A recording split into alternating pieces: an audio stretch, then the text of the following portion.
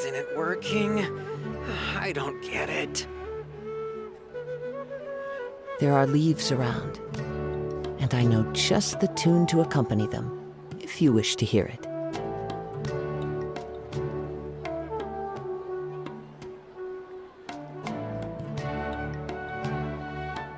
These parts are safe for sure.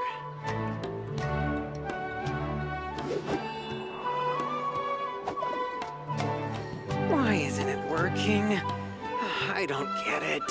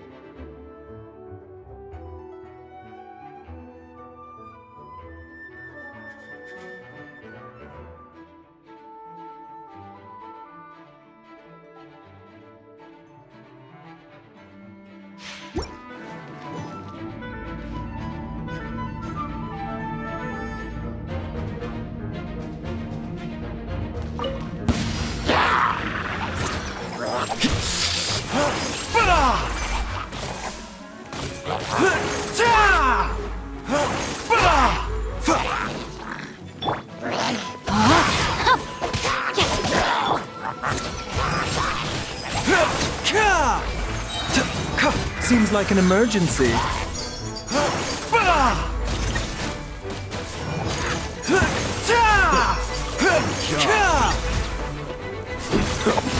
This is nothing. You're open. You're open. You've been a naughty boy. Let's spark things up. Taking a turn for the better. What's it done? No, my soul! Let me weave you a verse.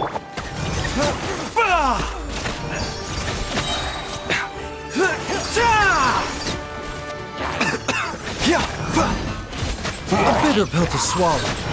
Seems like an emergency. Come a little closer. Try not to enjoy this too much. Rain outlines your fate. Rain cutter! Mind the side effects.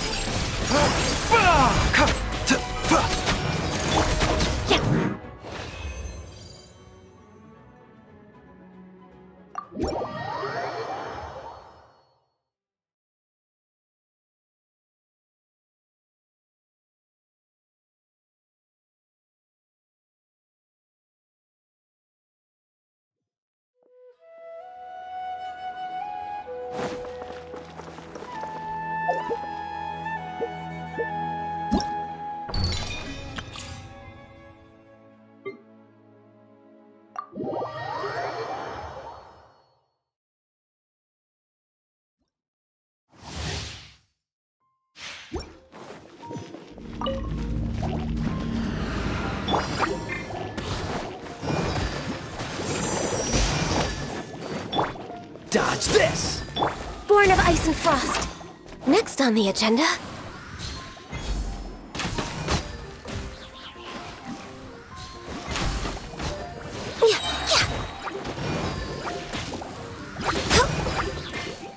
Cool it!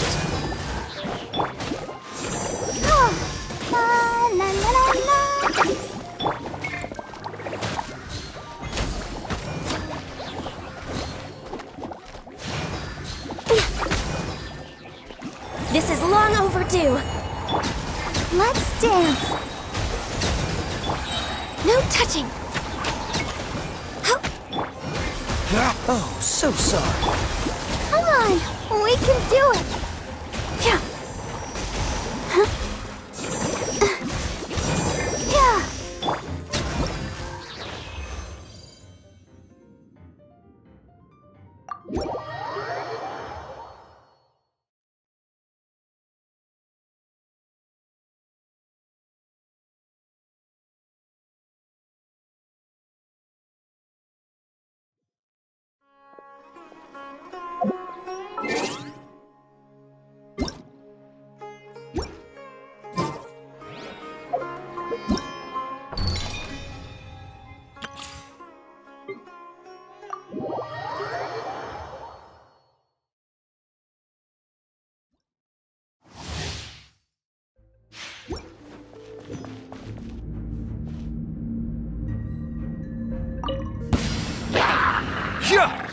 Hey,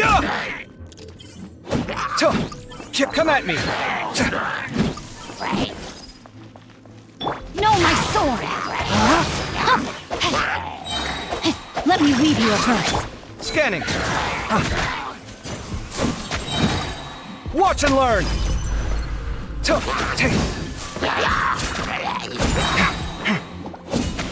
Come at me!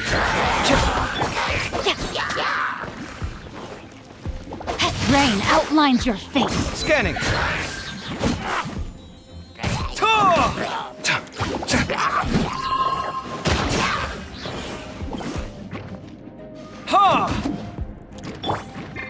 Rain cutter! Come at me! Breaking new ground!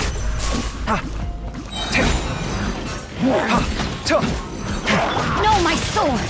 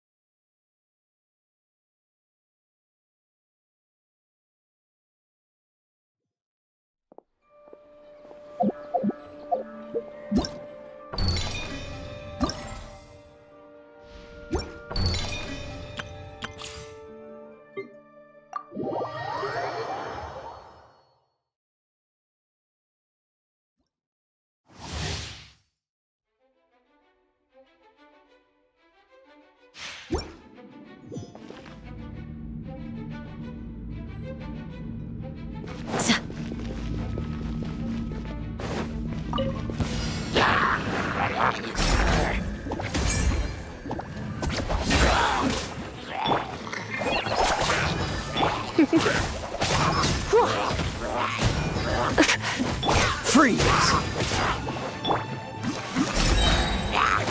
You're exposed! We shall prevail!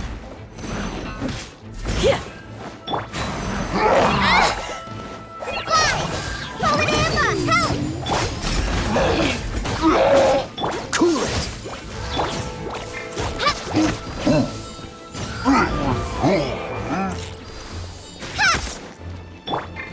Flee! Grant us your blessing! You're in for a little shock.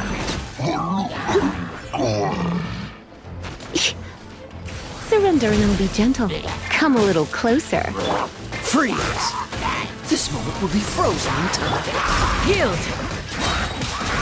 We shall prevail! Fight this off the side!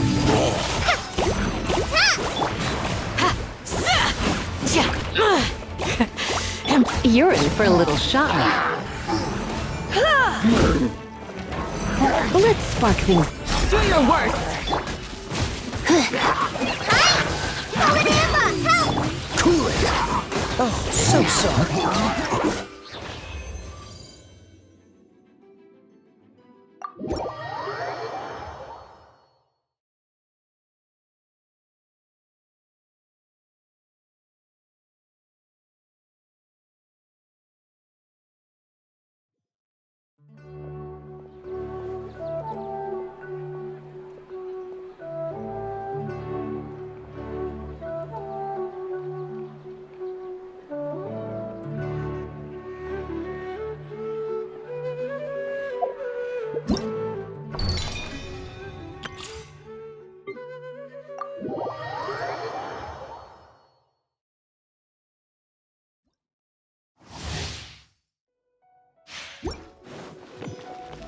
By royal decree.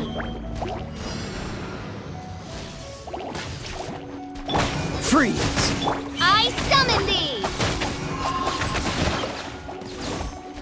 Go, Barret Bunny!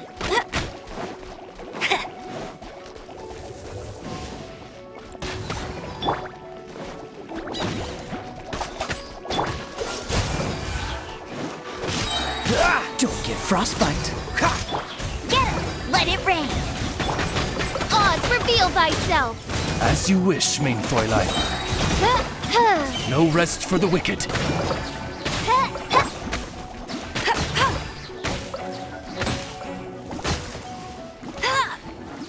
No one escapes my sights! Go, Barret Bunny! Cool it! This moment will be frozen in time. Midnight Phantasmagoria! I summon... No one...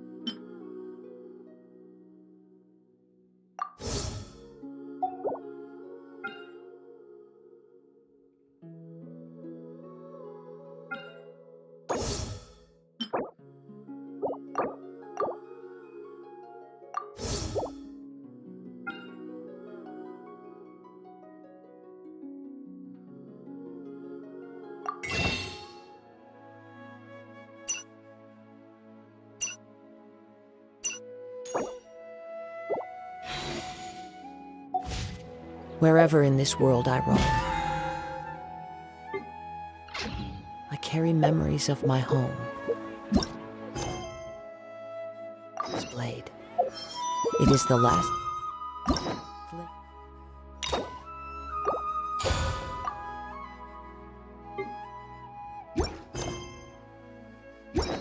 path to the land of my birth.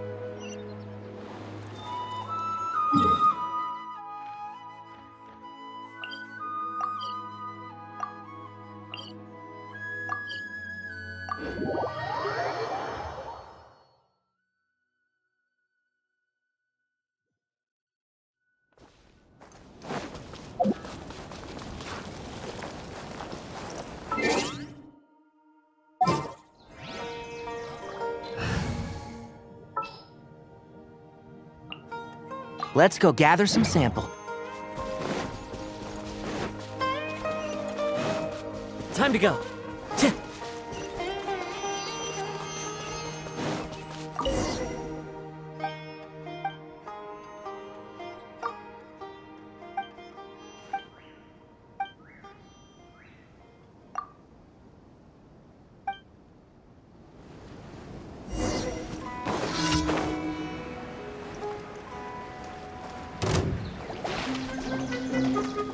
Enshroud! There is no escape!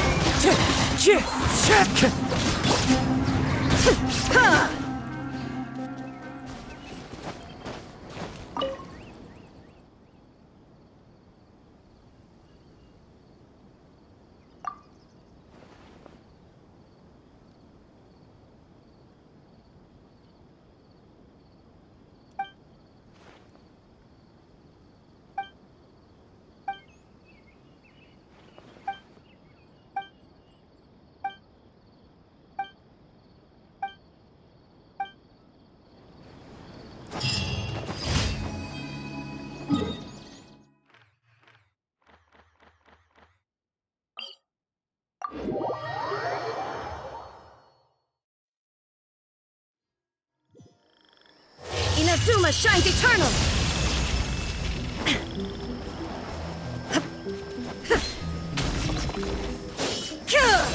Ha!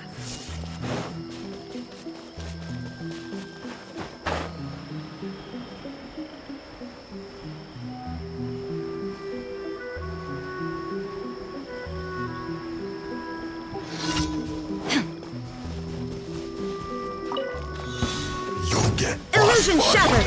Wind strike! Allow me! Let's nip that in the bud. Can't see?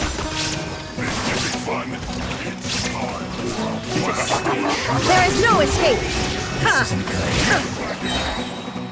Torn to oblivion!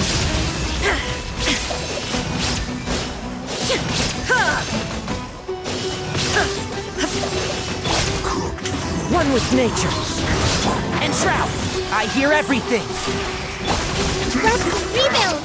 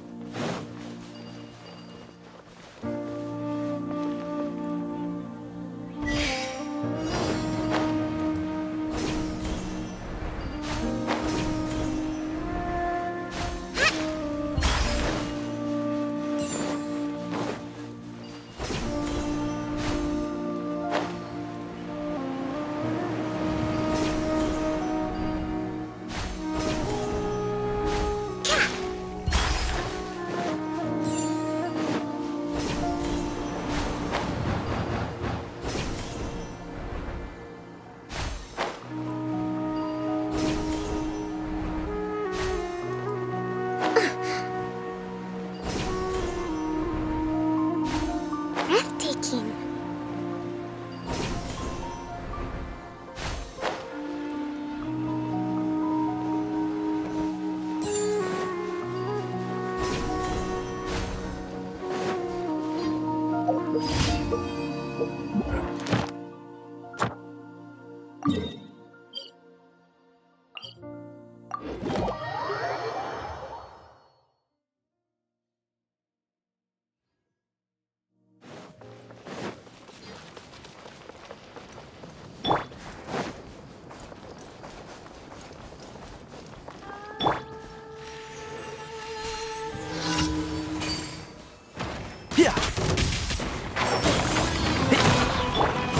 Illusion shattered! Inazuma shines eternal!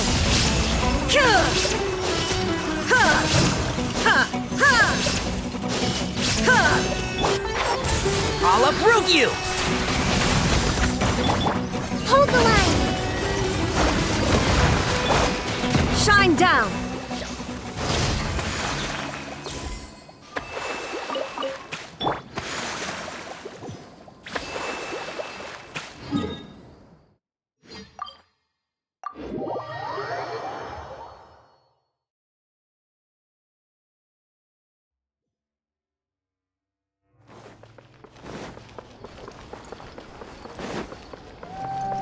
Add Astra. Thank you for Ad Astra.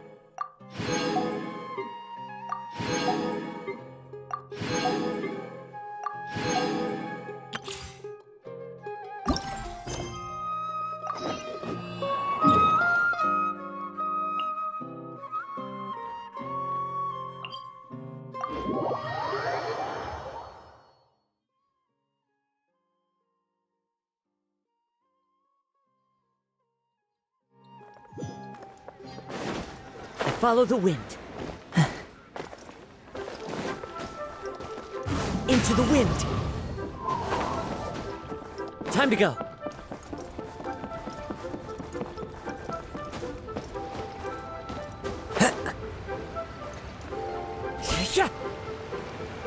What's your name, buddy? Are you here to buy some medicine? Are you lost? No, I'm not. My name's Ayu, and I'm here because... Hey there, Chi-Chi. Hi, Gui. What's going on? Hi, Traveler and Paimon. You've actually come at the perfect time. This little boy seems to have gotten himself lost. I think he must be new to the city. Probably wandered away from his parents and... No, listen to me. I'm not the one who's lost. It's my dad. Your dad? How does a fully grown man manage to get lost in ELILE Harbor? Well, my dad's always been kind of forgetful. In the past, he was just a little slow to react sometimes. But I'm worried that it's getting more serious. So, what about your mom? She went out a few days ago to gather some herbs for my dad, but she still hasn't come back. Meanwhile, my dad's been getting worse and worse. I remembered that the owner of Boo Boo Pharmacy always runs a clinic in Chingsa Village during the Lantern Ride, so I thought, why don't I take Dad to Liyue Harbor to see him there? When we got to the city gate, I took a moment to ask the Millith guards for directions to the pharmacy. And then, when I turned back around, my dad was gone! I asked the Millith guys to go find him, but he said they won't be able to send that many people. So then I figured, maybe I can ask some other people in the city to help. You came to the right place. We're pros at finding people. Isn't that right, Traveler? Changshan can help. She has a good sense of smell, like a dog. Hey! Who's talking about me behind my back? Chengsheng, Chi-Chi meant that as a compliment. There's no need to be upset. Hello, child. You mentioned that you were looking for the owner of Boo Boo Pharmacy. How might we be of service? You have a talking snake?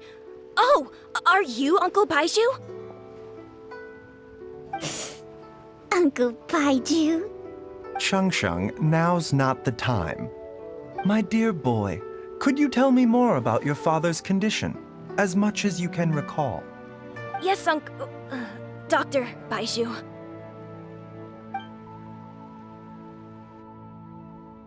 I see.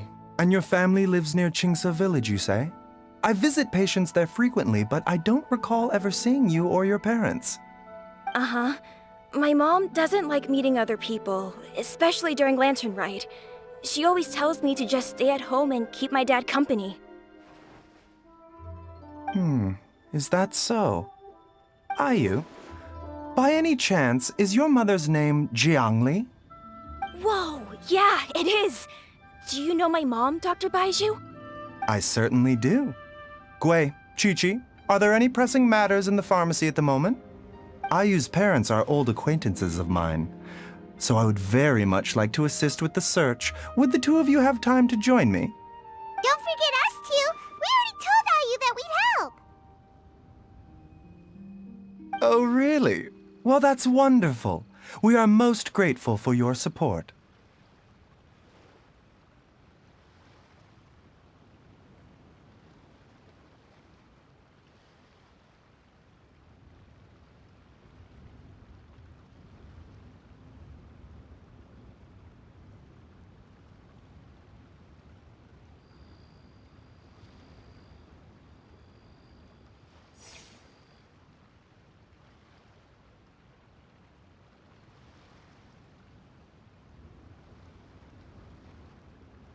Chi-Chi and I need to clear up the shop front first, but once that's taken care of, we'll be right out to help you with the search. Family is very important. Thank you. Then I'll leave you to handle the pharmacy.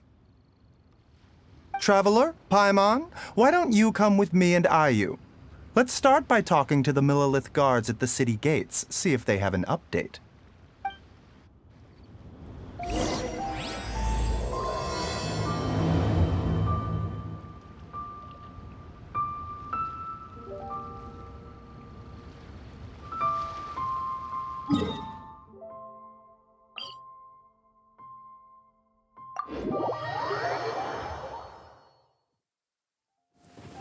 Taking a stroll in the middle of a downpour certainly rouses the spirit. But it's best to dry your clothes as soon as possible after the rain stops.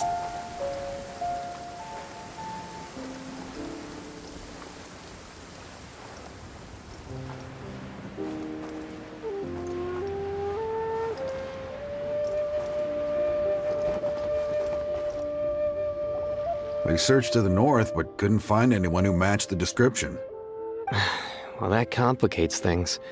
The city folks say there's no sign of him either. We need to start looking further afield. But where are we gonna get the people? Excuse me, sirs. Have you found out anything about my dad yet? Ah, hey there, buddy. Dr. Baiju. What brings you out this way? The boy asked for our help, so we're here to join the search. Any new developments to update us on? Oh, thank goodness. We were just discussing how we're running out of manpower. As for updates, I'm sorry to say that we've searched the surrounding area thoroughly, but didn't find anything. The guards at the crossing up ahead said they hadn't seen anyone either, so we don't believe he was heading towards the Guili Plains. But it is possible that he was bound for Luhua Pool. Luhua Pool? The terrain there can be tricky to navigate. Let's hope he hasn't run into any trouble. You will? Oh, great. We can't thank you enough. Sorry we weren't able to find your dad, buddy. That's okay. Thank you for trying.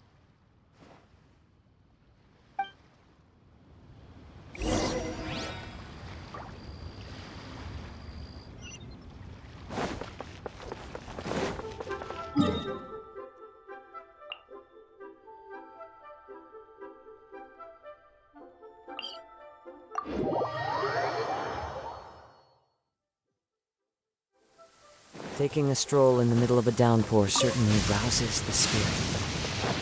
But it's best to dry your clothes as soon as possible after the rain stops.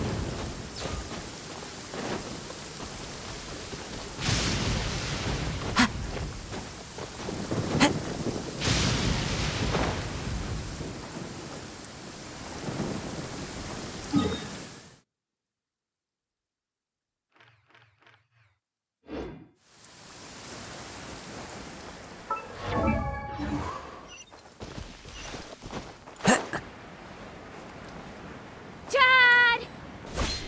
Dad, can you hear me?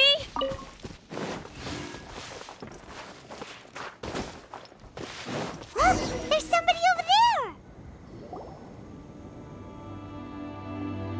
Oh no! It's... Hey, you! Stop! Don't go any further!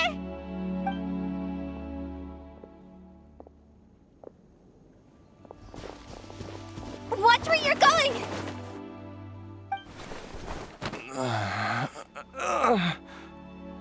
Oh, dear customer. Wangsheng Funeral Parlor does appreciate your patronage, but you needn't hasten the inevitable. Are you all right? Huh? Dad! My, who do we have here? It's the Traveler in Paimon, and... my worst nightmare. I see she still hasn't warmed to you. Thank you, Director Who, for saving this man. Dad, are you okay? Do you recognize me? It's me, Ayu. You're... Ayu? Who am I? Your name is Jia Liang, and you live just west of Qingsa village. You were supposed to come to Liyue Harbor to see the doctor. Remember? Does that jog your memory? Oh, my name is Jia Liang. Liyue Harbor. See the doctor? Yes, I'm Jia Liang, and I need to see the doctor. Wait, why do I need to see the doctor? Uh-oh. He seems in really bad shape. We need to get him back to Boo Boo Pharmacy right away! Sorry, Hu-Tao, gotta dash! Dinner's on us next time! Hold on a second. You're not seriously thinking of taking him to Boo Boo Pharmacy in this state, are you? Huh? Why not? What's the problem? Come on, Baizhu. Don't tell me you haven't noticed it. Didn't your master teach you how to spot the signs? Why do I get the sense that you spotted them right away, but you're planning to use it for your own ends? Use what? What are you talking about? Paimon's lost. There are traces of god remains in Jia Liang's system. Yes, but more importantly, they're on the verge of an outburst. If that happens, the consequences will be unthinkable. Paimon's sorry. What? God remains? There's no need to worry, Director Who. I have methods of keeping them at bay. It is the sworn duty of all who practice medicine to cure illnesses and save lives. What reason would I have to neglect a patient in need who is right there in front of me? Besides, it was my late master's dying wish to be able to save this patient in particular. Perhaps out of respect for him, you could give me a day's grace so that I have time to treat him? Now you're bringing my great-uncle into this? Baizhu, just what are you planning this time? Merely to cure this man, nothing more. But of course, if you have any doubt as to my intentions, you are more than welcome to accompany me to Boo Boo Pharmacy and monitor my activities. Oh, really? I thought I was persona non grata at Boo Boo Pharmacy. You're being unusually generous today.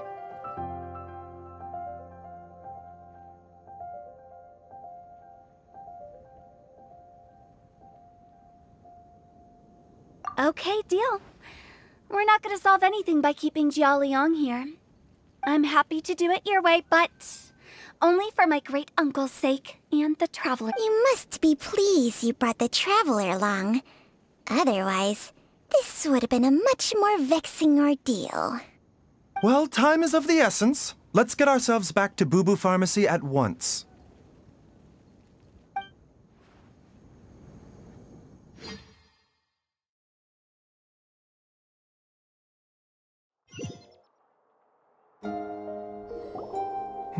Blockages within the cardiovascular system, reduced blood flow and energy circulation? I see. I suppose this must have caused the cognitive abnormalities. Dr. Baizhu, how bad is it? Can you cure him? Don't you worry. Baiju's a really great doctor. He's sure to find a way. Isn't that right, Baizhu? Ayu, do you know when your father first started displaying these symptoms? I'm not sure. He's been like this for as long as I can remember. But it wasn't as bad as this when I was still little. So it's been a long time indeed.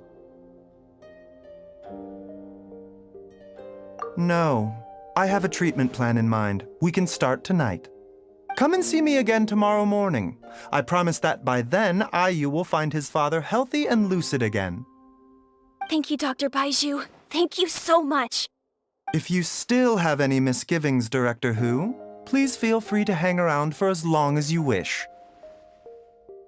However, it would be best if you step outside this room. A doctor must be able to focus when treating a patient. Any distractions heighten the risk of complications. Yes, of course, absolutely. I'll just go and look at the flowers or something. But I will be back in an instant at the first sign that something's amiss. See you tomorrow, Baizhu and Changcheng. Bye for now, everyone. Are you ready, Baizhu? Ready as I'll ever be. I'm used to it by now. Come on, let's get started.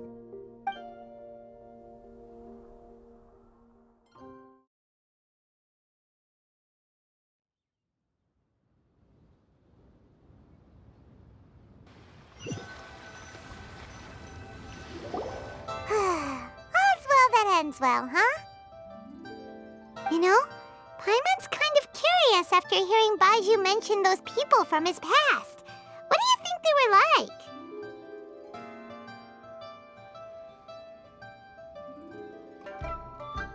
Yeah, you must be curious too, right? Let's go see what we can find out while Baizhu's busy treating Ayu's dad.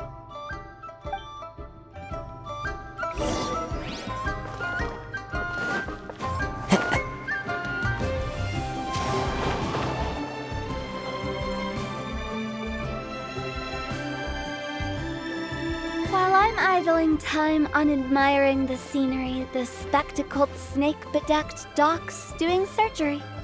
Hello, you busy bees, and what do you have to discuss with the funeral director today? Actually, don't tell me. Let me guess. From the looks on your faces, you've got some questions for me. Guilty as charged. So, we were just a little curious about Baizhu's master. What was he like? Oh, and also, how come you and Baizhu could tell so quickly that Jialiang had god remains in his system? Huh? I thought I told you once before. Wangsheng Funeral Parlor was first founded to fight back against the vengeful wrath of gods defeated in war.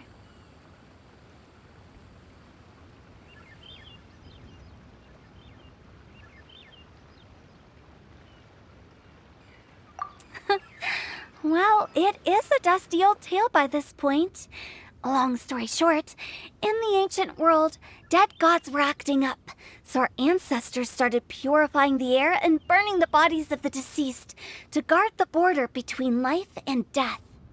These days, we don't deal with the wrath of the gods anymore, but all the relevant know-how is still passed down to each generation, so we can identify gods' remains when we see them. Okay, Paimon gets it now. Wait, so how did Baizhu learn to spot them? Almost certainly from his master, who was also my great-uncle. Baizhu's master was my grandpa's younger brother, a former deputy director of Wangsheng Funeral Parlor. Wow, fancy that! Huh. So, if he was from Wangsheng Funeral Parlor, how did he end up as Baizhu's master? According to my grandpa, he and my great-uncle once went traveling together when they were young. They ended up at Chenyu Vale, where they met a pharmacist. That pharmacist must have cast some sort of spell on my great-uncle, because after that encounter, he suddenly announced he wanted to leave the family business and go practice medicine instead. My grandpa had a huge argument with him, but he couldn't convince him to stay. So my grandpa inherited the funeral parlor, while my great-uncle stayed in Chenyu Vale to practice medicine. They never spoke to each other again. Funeral director to doctor is a pretty big career change. Kinda hard to imagine. But why did it drive a wedge between them for the rest of their lives? That seems a bit extreme. If he had just become a regular doctor, there would have been no issue. After all, the Wangsheng funeral parlor wasn't unlike a regular doctor's clinic in the early days. But according to my grandpa, the pharmacist they met had a very ominous aura about him. And on top of that, the kind of medicine practiced in the Chenyu veiled tradition goes against the natural order of things. In what way? Don't know. My grandpa didn't know the specifics. And you've seen how wary Baizhu is around me. He'd never tell me anything. But even that says to me that he definitely has something to hide. One thing I do know about Baizhu is that he's obsessed with the idea of immortality. But whether that has anything to do with what he's hiding is hard to say. Anyway, so I will be sticking around here for now to keep a close eye on the situation. Maybe tomorrow I'll finally figure out what he's up to. After all that, it seems like we have more questions than answers. Never mind. We'll just have to ask Baizhu himself about all of this tomorrow. Oh, while you're here, have either of you seen Chi-Chi around? It's not every day I get to infiltrate Baizhu's lair, but alas, I didn't catch a single glimpse of her anywhere. Aha! What if Baizhu knew I'd be on the lookout for her and hid her away in advance?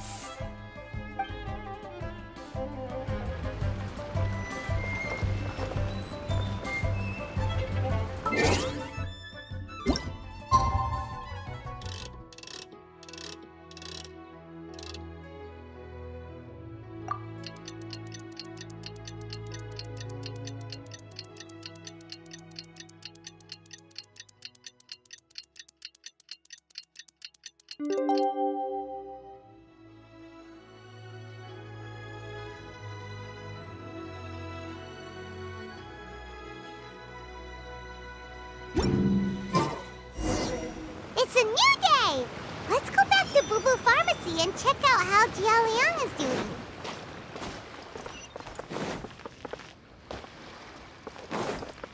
Time to go.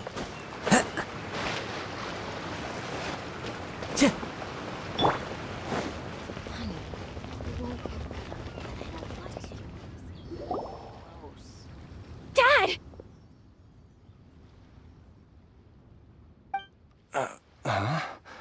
Oh, are you? Dad, you remember me! Yes, I remember now. Oh, are you? I'm so sorry. You must have been worried sick. Has your mom shown up yet? She's been gone for a while, hasn't she? Don't worry, Dad. I got the Adventurers Guild to help us look for her. And Dr. Baizhu's gonna help too. Right now, all you need to do is concentrate on getting better. Great. That's wonderful. I can't thank you enough, Dr. Baizhu. My pleasure, really. It's the least I can do to honor my late master's dying wish. If anything, I should be apologizing to you for not making the time to visit in all these years. Not at all, Dr. Baizhu. It's only because zhongli... What was her reason again? You're still in the early stages of recovery, so you'll need to take it easy for a while.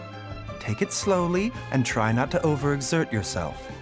I suggest you stay at Boo Boo Pharmacy and rest for at least the next few days. Director Hu, do you have any further reservations about Jialiang's condition? It seems like the evil presence is gone after all. You really did manage to suppress it, huh? But how did you accomplish this in a single night? That would be a trade secret, I'm afraid. If that gives you any cause for concern, you may continue to monitor Jialiang for as long as you wish. Though I regret to say that Boo Boo Pharmacy cannot offer to reimburse Wangsheng Funeral Parlor for any revenue lost in the meantime. Oh, come on, Baizhu. I'm not that unreasonable.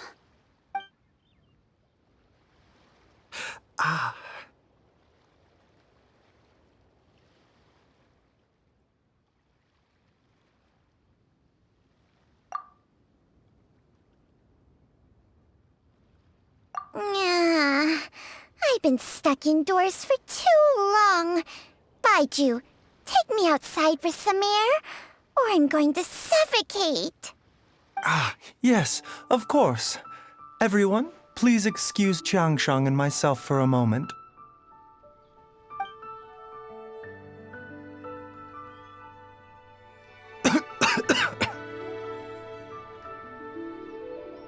Suffering now, are we? Did you seriously expect to cover it up just by putting on a brave face and ignoring it? If it weren't for my quick thinking, they'd have all seen the sorry state you're in by now. But in any case, why must you keep this a secret from everybody? You should at least share your secret with one person you trust.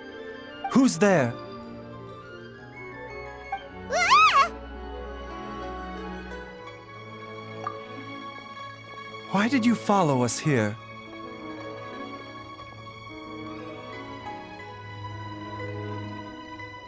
Oh, it's nothing. I just needed to get some air. What did I just say about putting on a brave face? Traveler, Paimon, the truth is, Baiju did not cure Jialiang's illness.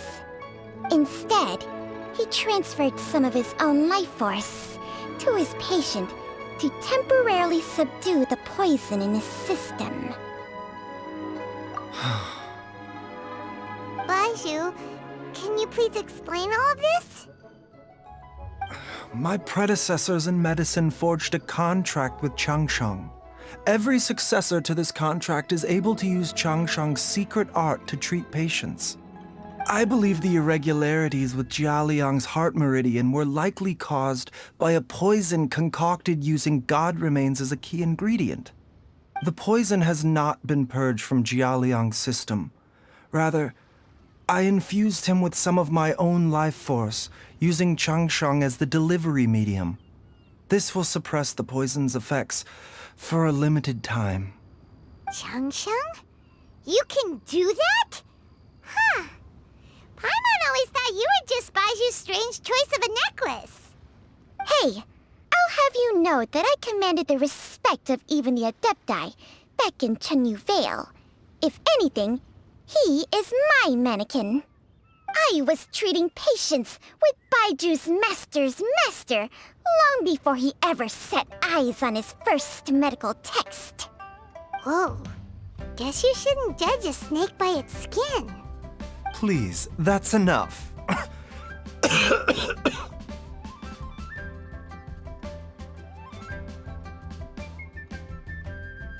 Wait a sec.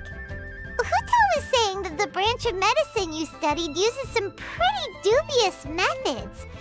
So, when you transfer your life force, does that mean you're actually damaging your own body? Hardly. Qiangsheng helps to keep my chi in balance, so there is no great harm done. Still, Baiju's life force is not unlimited. We must find a way to neutralize the poison in Jialiang's body, and soon. Traveler, Paimon, would you lend this dummy a hand? He needs someone checking up on him, or he'll exhaust himself trying to accomplish everything on his own.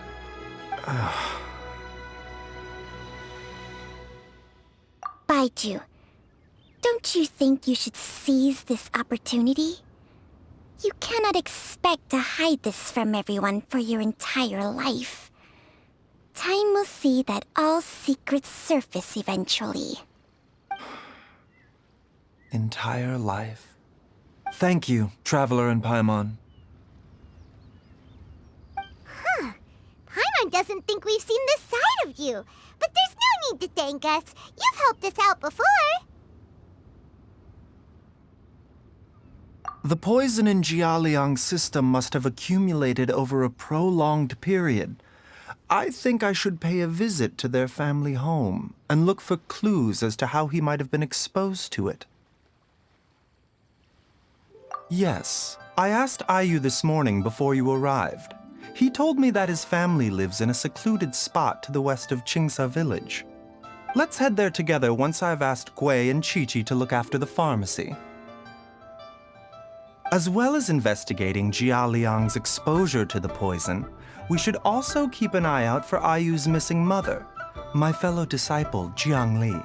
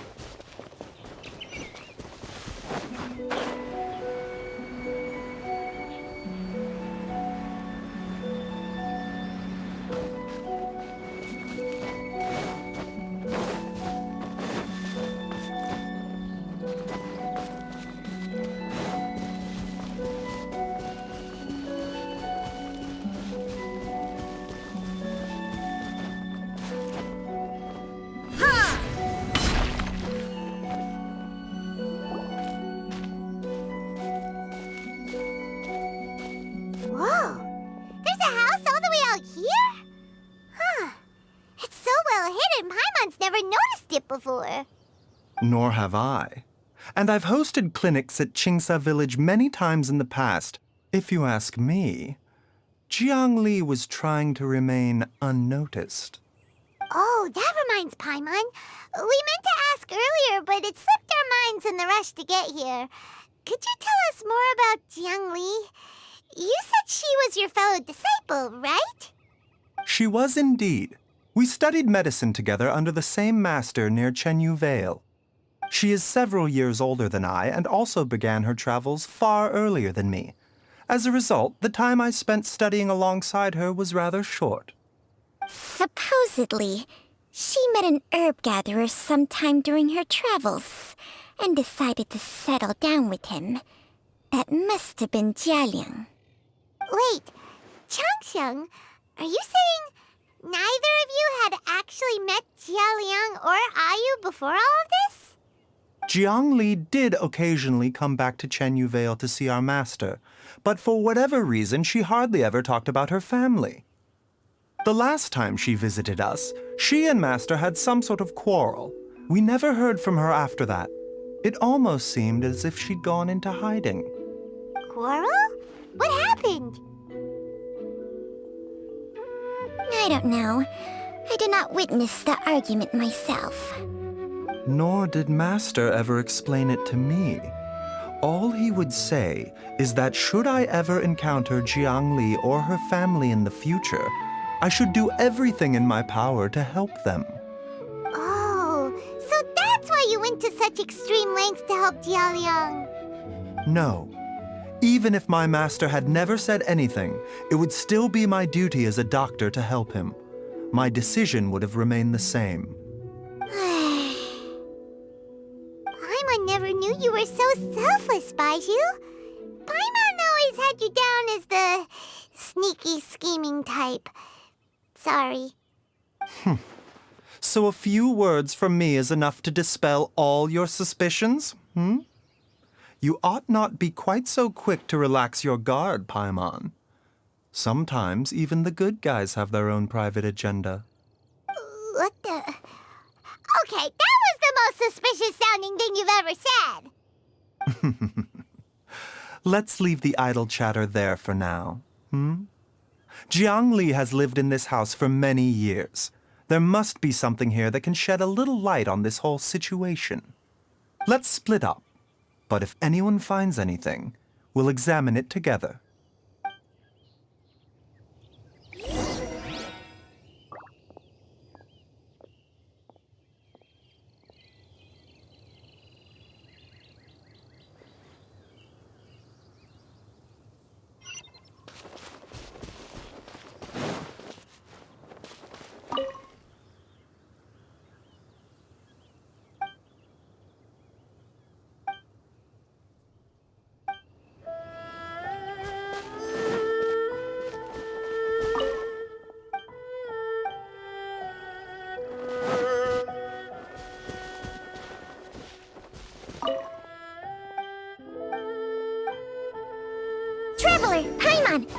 Quick!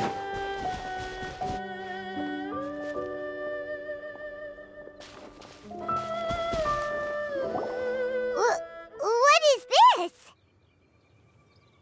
Chung and I found a hidden compartment. This is what was hidden inside. You sense it too? You're right. This is a poison concocted using god remains. Is it? Breathing? Paimon's not seeing things, is she? No, your eyes do not deceive you. I do believe the poison in this bottle is alive. Some toxins act a lot like living organisms. I read about this once in the Origins and Symptoms of Diseases. This ancient class of poisons consists of mother and minor loads, capable of sustaining a connection over vast distances. If it's a concoction of this kind we're dealing with, then both the poison in Jialiang's system and this one here are likely minor loads. Offshoots, essentially. Offshoots? So, the main body is somewhere else? Correct. Whoever is administering the poison can manipulate the source to indirectly control the poisoned individual's behavior and even cognition. Similarly, the poisoned individual will hear, to a varying extent, the call of the source. The call of the... Wait. So, back when Jialiang ran off, maybe that explains where he was heading!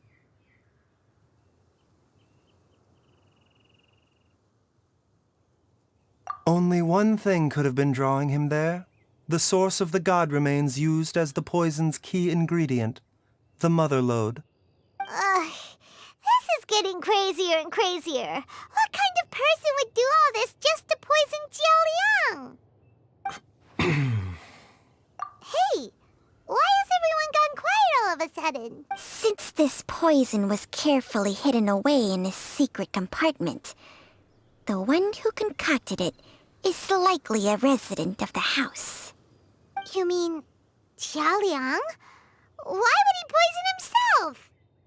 Think a little harder, Paimon.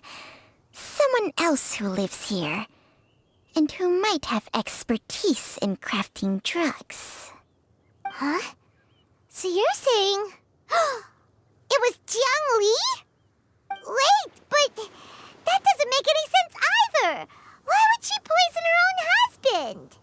I agree. It makes little sense. Zhongli does not strike me as the kind of person who would do such a thing. Look at the facts, though. How many people in the entirety of Liyue have the ability to concoct a poison from god remains?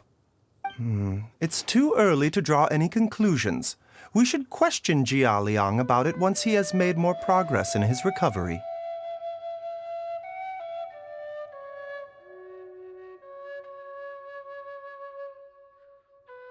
Yes. According to the Origins and Symptoms of Diseases, the minor loads will disappear if the mother lode is purged. So if we can find and destroy the source of these god remains, the poison will leave Jialiang's system without the need for any further treatment. Do you know anything about god remains in Qingsa village?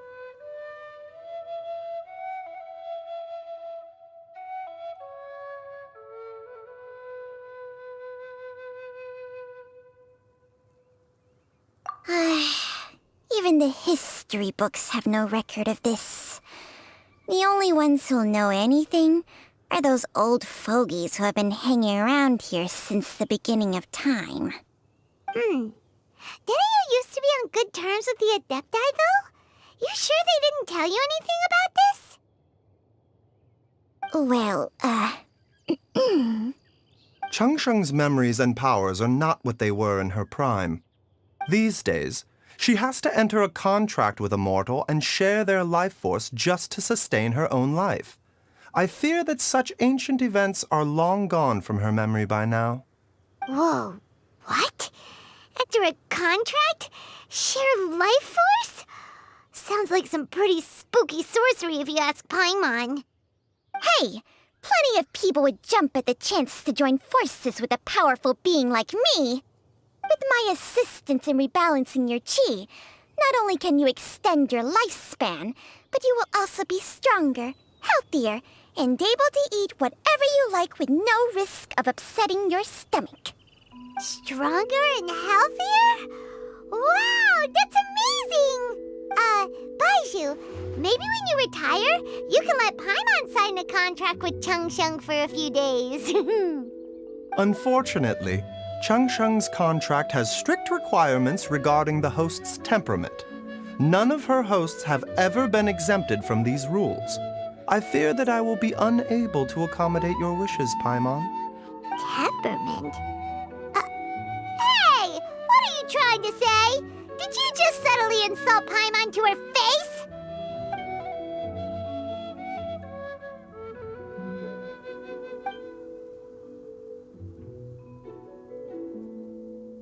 Ugh! Paimon's mad! You're getting ugly nicknames, both of you! Baizhu, you're Mannequin Man! Changsheng, you're just a pain in the neck! This is exactly why your natural temperament makes you woefully unsuited to being my host. All right, everybody, calm down. Back to the matter at hand. Is there any way at all for us to seek counsel from the Adepti about this? With how antisocial they are? If it were up to them, they'd go their whole lives without showing their faces to the common folk.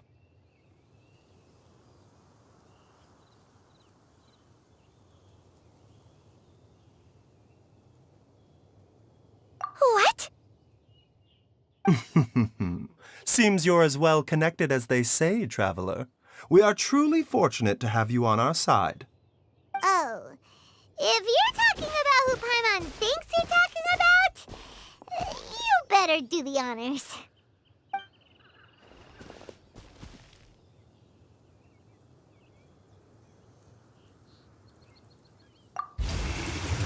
You called? Gets Paimon every time. Aren't all Adepti in the habit of materializing out of thin air like this? Well, this is unexpected. Huh? It's you. Baizhu of Boo Boo Pharmacy. I do believe I've had the pleasure before.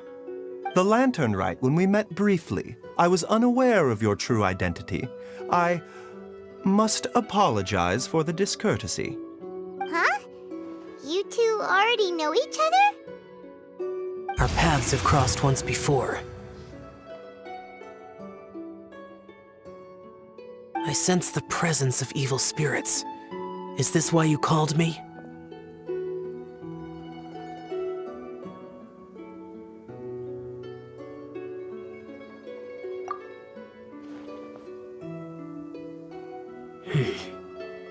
So someone has been concocting demonic poison. Too often, fervent desires drive mortals to abandon all regard for their own safety. It is lamentable. I now know what you seek. It is true that a god's remains are buried beneath the foundations of Qingce village. A vile monster known as the Che once wrought havoc over this land, before it was subdued by Rex Lapis. The land was finally cleansed of poison when Rex Lapis used statues in his likeness to seal the serpent's remains. Qingce village was founded some time after that. The seal is still mostly intact. If the Che is the source, then it must be some of its blood leaking from deep underground. However, its aura is faint and barely detectable. You will need to investigate further to identify the location of the leak. I do not like to intervene against mortals unless absolutely necessary. But when demonic forces are involved, things can spiral out of control. If that happens, be sure to call my name again.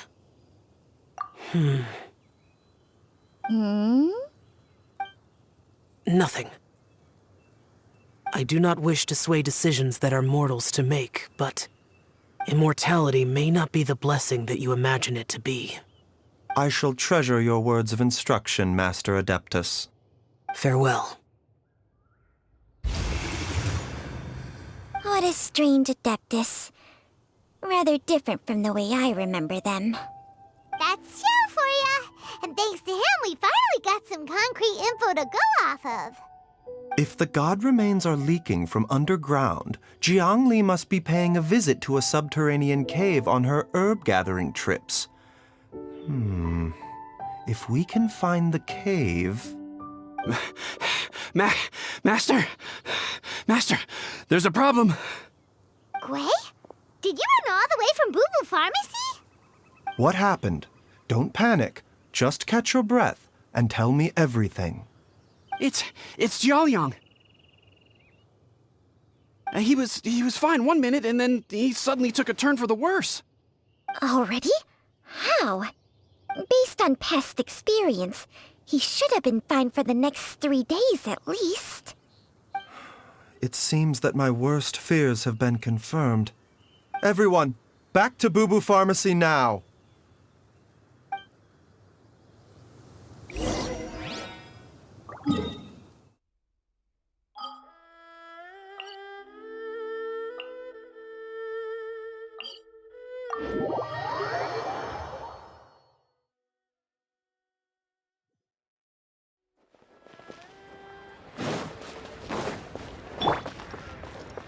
The wind knows me.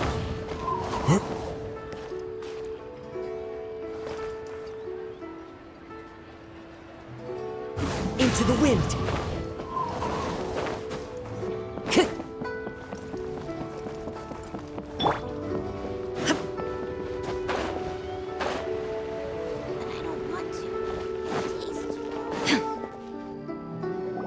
Dad!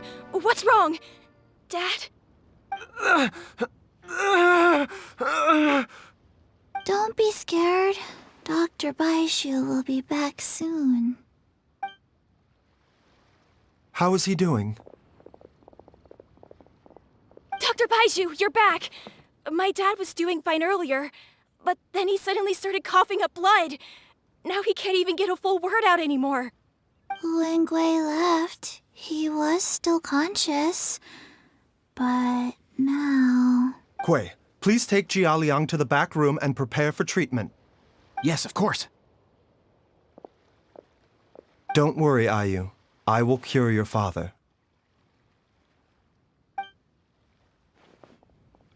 Baishu's not gonna use Changsheng's secret art again, is he?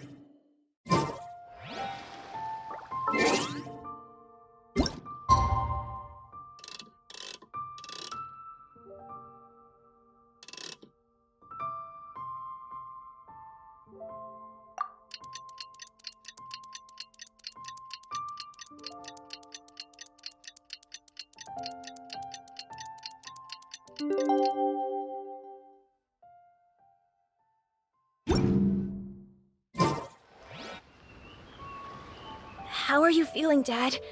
Are you still hurting anywhere? You're not gonna suddenly collapse again, are you?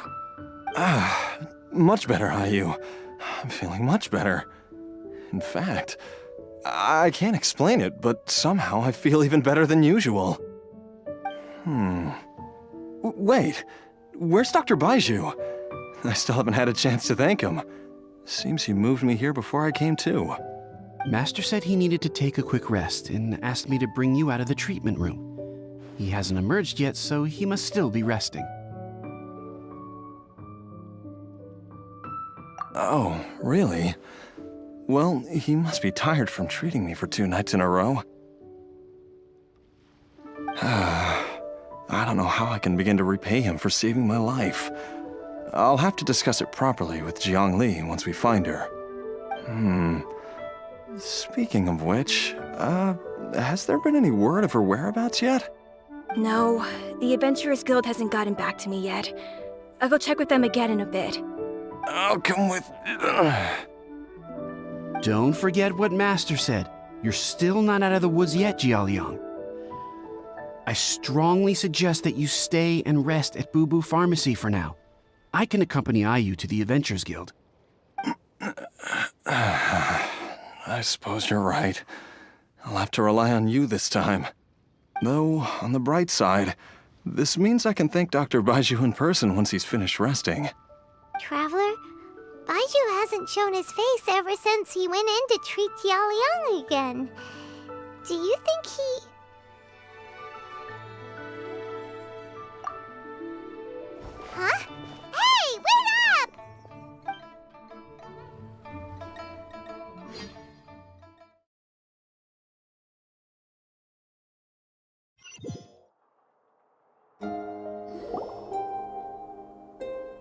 Huh?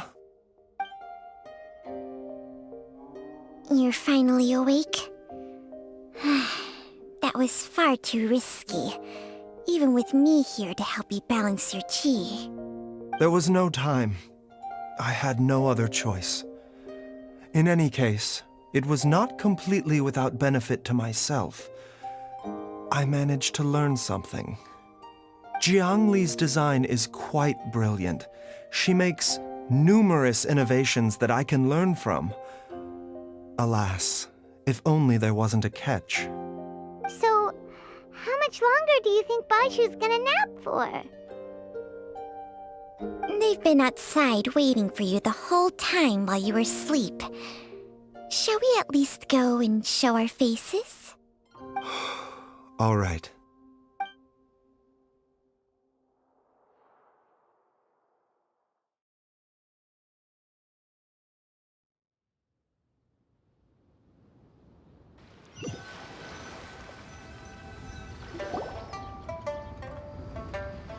Surely he hasn't. There's no way he could have just... Who's talking behind our backs again? Ah! Baizhu! Changsheng!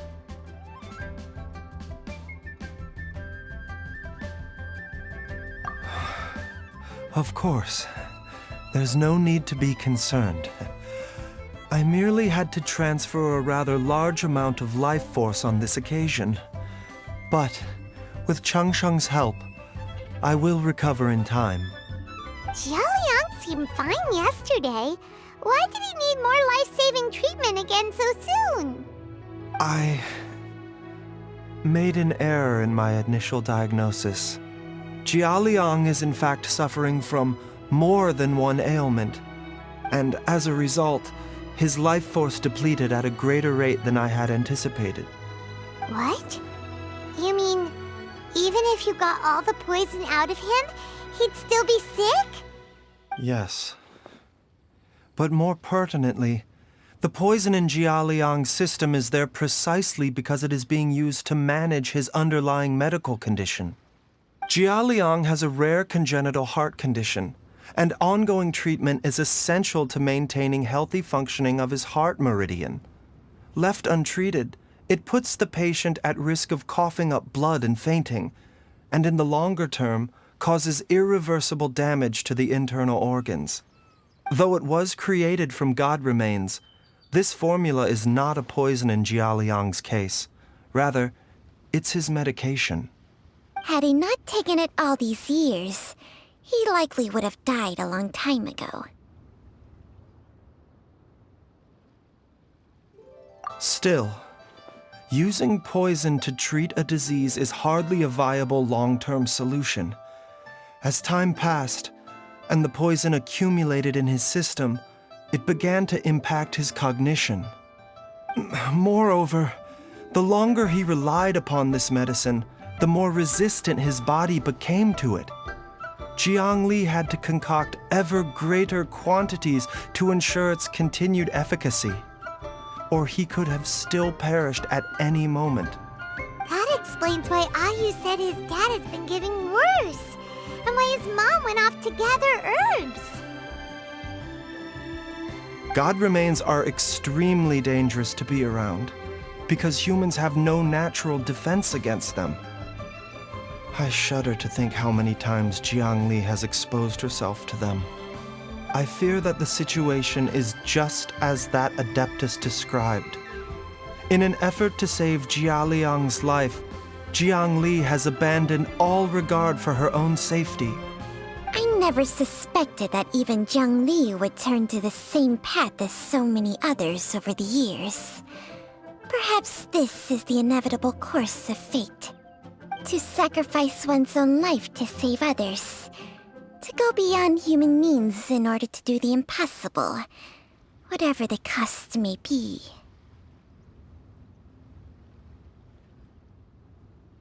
Well, I think that it's too early to say with any certainty what fate has in mind. In any case, I have stabilized Jialiang's condition for now, so our immediate priority should be to get ourselves back to Qingce village and find out where Zhongli is. Her regular exposure to god remains over such a long period will have been catastrophic for her health. And given that she's already been missing for several days, I am fearing the worst.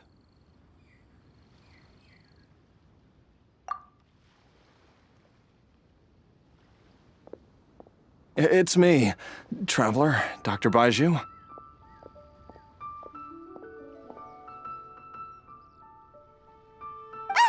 It's Jiaoliang! Don't tell Paimon you overheard everything already.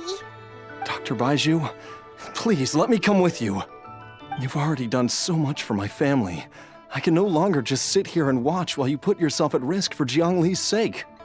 After all, if it wasn't for me, she wouldn't have had to put herself in harm's way in the first place. I know I won't be of much help in battle, but at the very least, I can show you the way. I'm sure I'll be able to remember. I know there's a spot where she says goodbye to me every time she goes to gather her herbs. I'm sure I'll remember. I have to remember.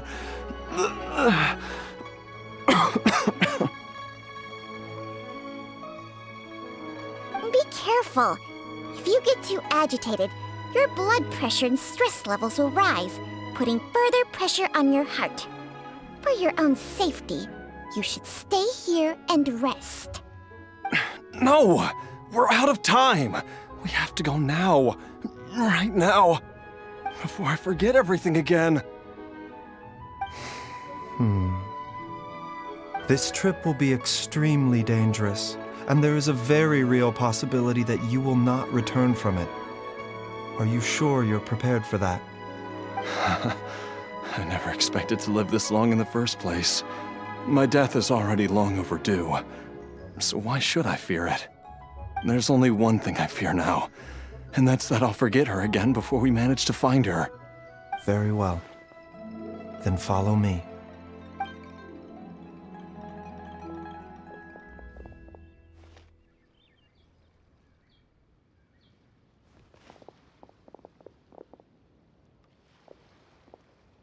Dr. Byzhu, are you heading out again? Yes.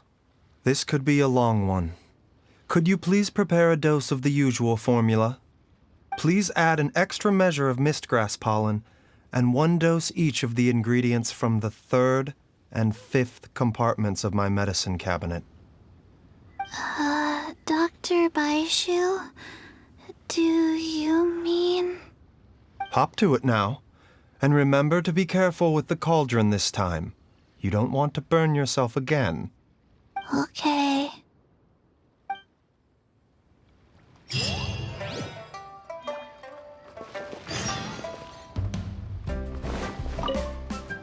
Everyone, please be careful.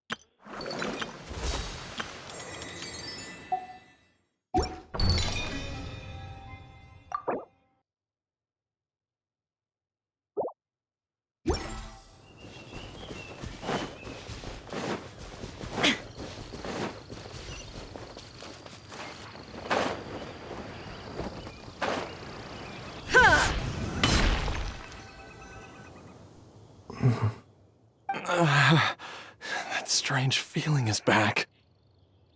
It's just like the day I went missing. It's as if something inside me is trying to guide me somewhere. The Motherlode's influence is growing stronger. But is it because we're getting closer to the source? Or because the leakage of Che blood is growing more severe?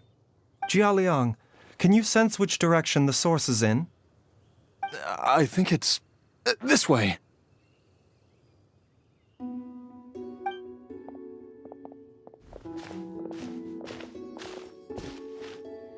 Yes, I'm sure of it.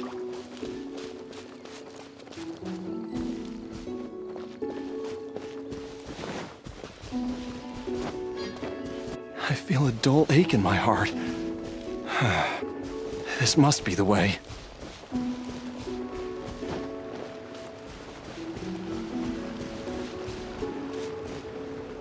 This place feels familiar. I think I've been here before.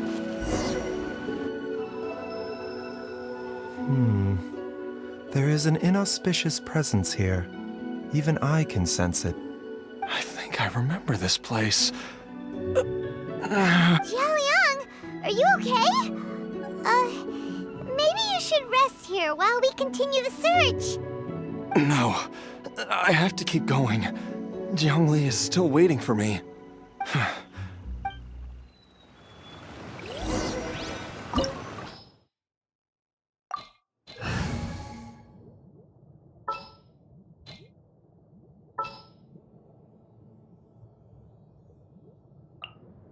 Kamisato Ayaka, present.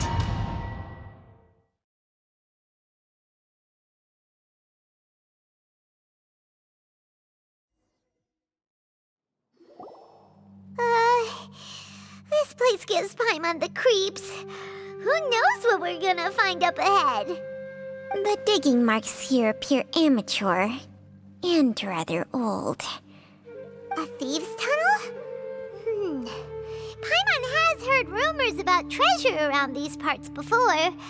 Maybe it was the treasure hoarders that dug this tunnel. Judging by the tools they left behind, it's certainly a possibility. But why did they abandon this place without even stopping to pack up their tools? I remember now. She took me here once and told me that she'd found a way to save me in this cave. But she said that the method would cause me to, Easy, Jialiang. Come on, let's keep going.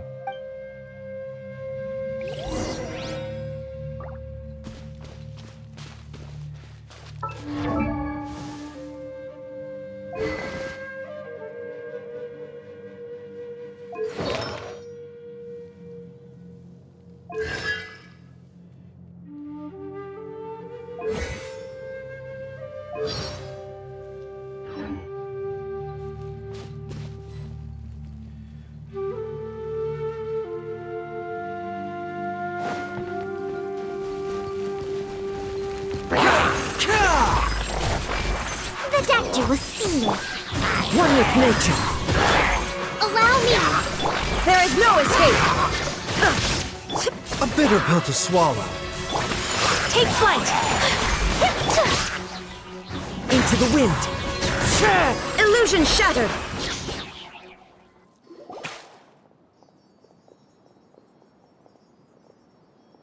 Whoa, there's a sensor here. Those treasure hoarders sure made themselves at home.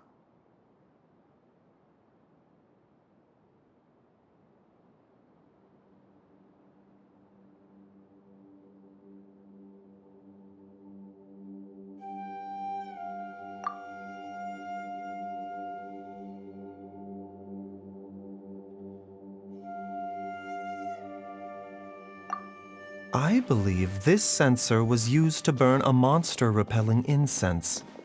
A monster repelling incense? You sure? 'Cause we did run into that group of monsters just now. The incense was burned several days ago. If I had to guess, the monsters we fought just now were enticed here by some entity deeper inside the cave. No doubt an encounter with the very same entity was what prompted the treasure hoarders to flee and abandon their designs on this cave. After them, Zhongli was the next person to discover this place and what lies inside. But to her, it presented an opportunity to save Jialiang's life, albeit as a last resort. That's right.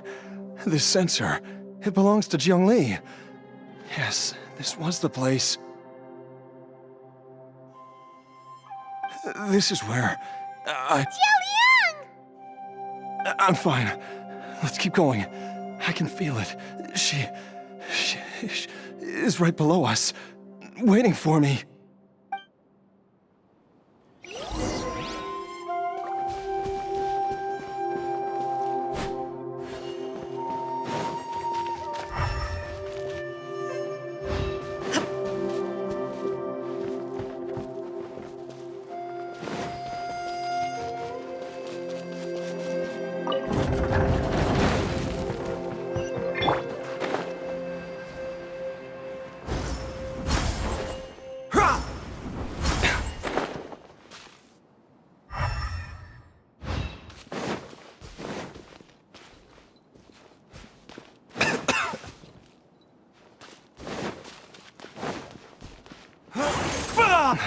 I can feel it.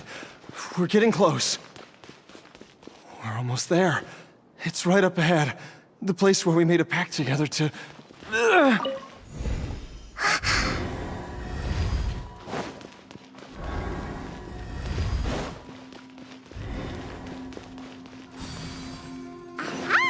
We can keep going now! From the looks of it, the energy released by this mechanism can not only clear barriers, but also be conducted by corresponding mechanisms. Perhaps it's something we can make use of.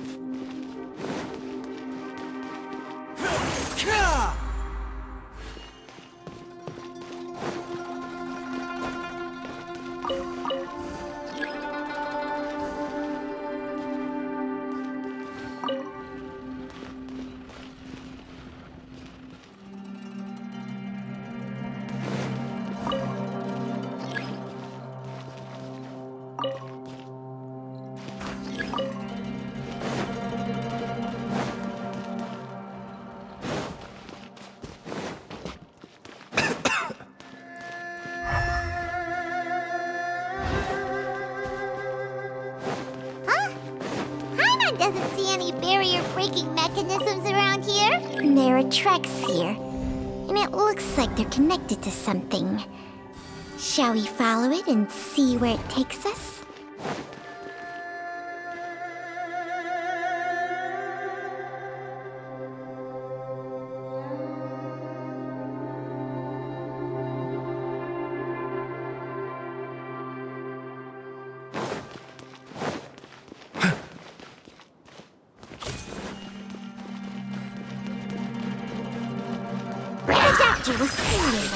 Mind the side effect. The wind knows me.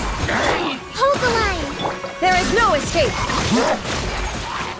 Now you shall perish!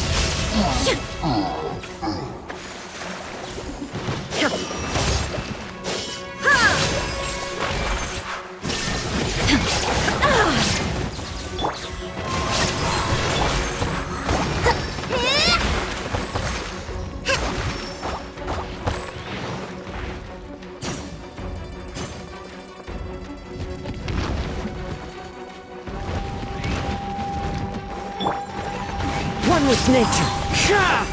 My apologies!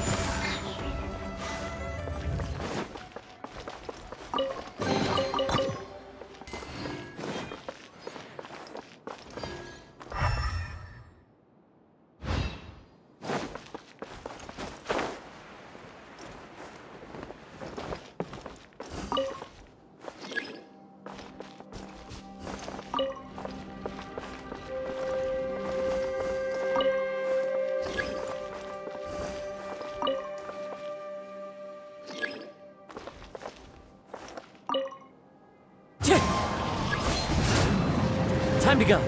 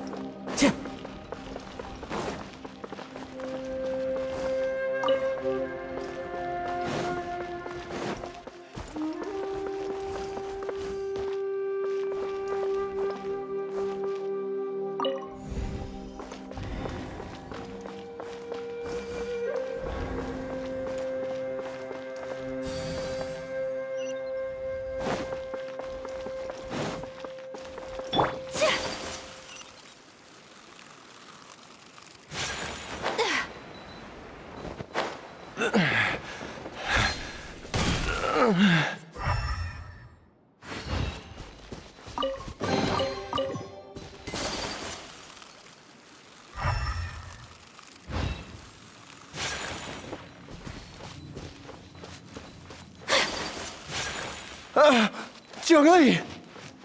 Look out! There's a monster next to her! The god remains must have lured them here. Watch my back. Taking a turn for the better. A bitter pill to swallow. Into the wind. Fallen leaves. Adorn my... Hold the line! There is no escape! Mind the side effects. The doctor will see you.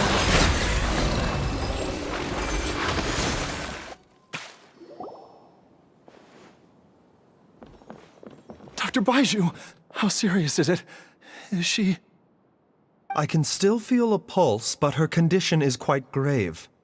The god remains here are encroaching on her. If we don't eliminate it soon, then even if we save her life, I fear that she may never wake up again.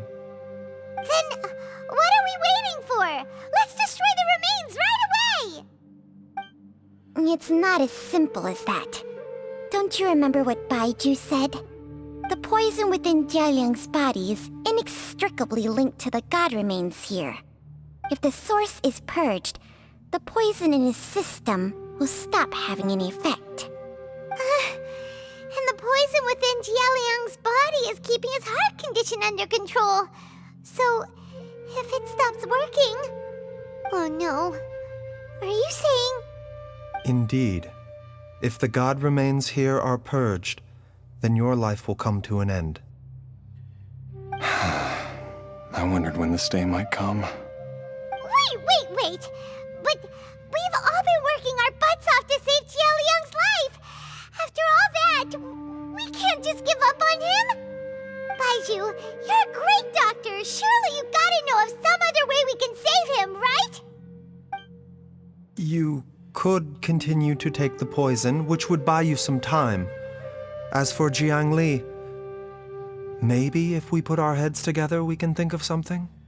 It appears to me that she was striving to concoct your medicine for you, right up until the moment when she lost consciousness. Maybe it's her greatest wish that you will continue to take it and live. Dr. Baizhu, give it to me straight. How long does Zhongli have? The god remains have reached her internal organs. Under ordinary circumstances, I would give her less than 3 days. But if I were to treat her using a secret art...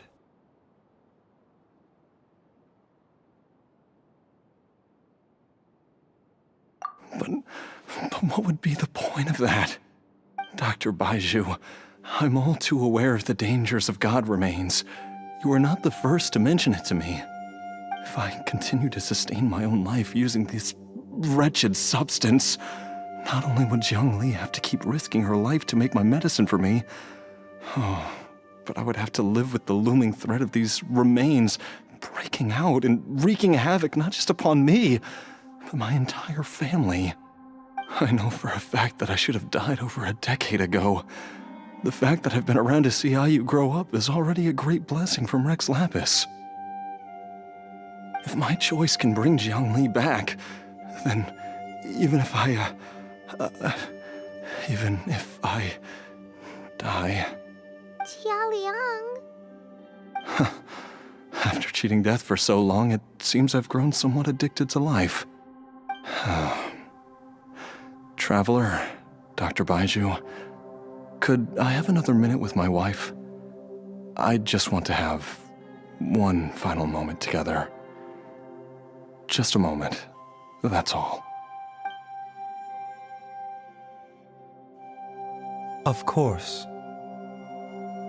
Thank you, everyone. And I'm sorry that I won't be able to repay your kindness in this life. Jialiang... Baizhu, Changsheng... Is there really nothing else you can do? I am sure that over the years, Jiangli will have tried all the conventional methods known to humankind. As for less conventional methods, I have little expertise besides Changsheng's secret art. Mortals are fated to grow old and pass on when their natural lifespan runs out. If it were so easy to combat the natural processes of aging and death, Zhongli would not have had to resort to unnatural methods. What a crazy situation! Zhongli risked it all to save Jialiang's life, and now Jialiang has to sacrifice himself to save Zhongli! What's the point of it all?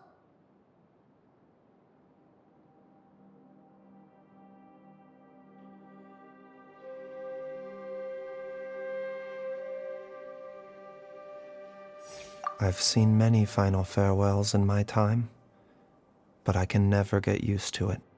In the human realm, all things must come to an end. Is it not a fitting end to die for a worthy cause? At least, that's what generations of masters before you have always believed. The path they chose was indeed a heroic one. But when I think of those who would willingly sacrifice themselves for others, I cannot help but think that theirs are the lives least deserving of death. When all this began, we agreed that once Heizou was old enough to help you gather herbs, it would be time for me to go. If you could only see him now. He took me all the way to Liyue Harbor to see the doctor. And he even got the Adventurers Guild to search for you. So, I know that you'll both be okay without me.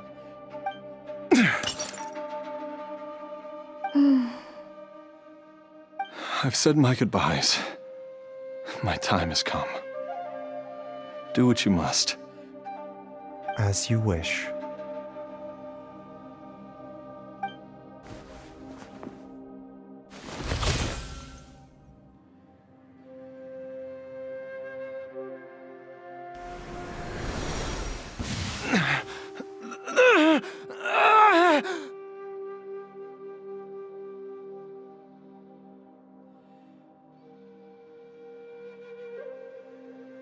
It will eat away at both your cognition and your memories. In the end, you'll become little more than a shadow of your true self.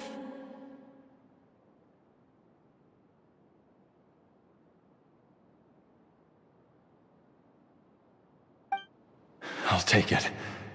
At the very least, it will allow me to stay with you and watch Heizou grow up.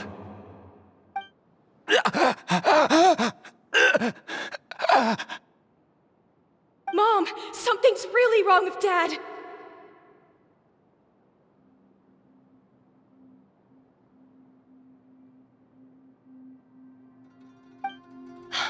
Don't fret, Heizou. I will gather some medicinal herbs right away. I promise you, nothing will happen to our family. Why would these memories come to mind now?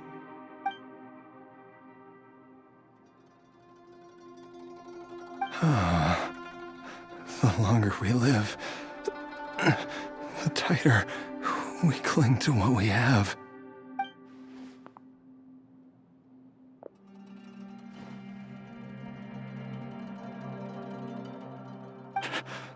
Oh, how I would love to hear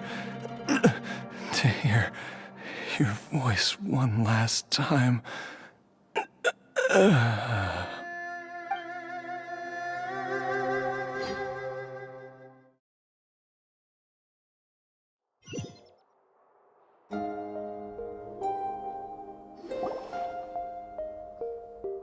Jialiang! Jialiang! Jialiang! Jialiang! Dad, are you awake? Zhongli, are you? Didn't I... Huh? What are these? How does it feel to come back to life? Do you feel strange or different in any way? If so, could you describe it to me in detail? Dr. Baizhu, I thought that I was going to... Die? You did indeed. As things stand now, you're more akin to a zombie than a human. I'm a zombie? That's right. Before we set off, I asked Chi-Chi to prepare an elixir of immortality. With its help, you have been suspended in the space between life and death. Of course, this is but a crude imitation of an Adeptus art. I don't expect it to extend your life indefinitely. Whether it will keep you alive for a few days, a few months, or a few years, I'm as interested as you to find out. But, however long you have left, I believe it should be more than sufficient time for you to say your final goodbyes before departing the world in peace. I hope that Director Hu finds this arrangement to be a satisfactory one. An elixir of immortality? How'd you cook that up? Ugh. Leave it to you to work on something like that behind my back. It's a work in progress that hardly lives up to its name, and it would have had no effect were it not for Jialiang's iron will. In the end, I am merely a doctor. I understand very little of the great principles governing life and death and the perpetual cycle of yin and yang. All I know is that if I'm presented with a life that deserves to be saved, I will do everything in my power to save them. And even this would have counted for nothing without Director Hu's assistance. After all, did you not tell Jialiang to show us the way before we set off for Qingce village? Oops. And I'm busted. Without Director Hu nudging things in the right direction, we may not have found Jiangli in time.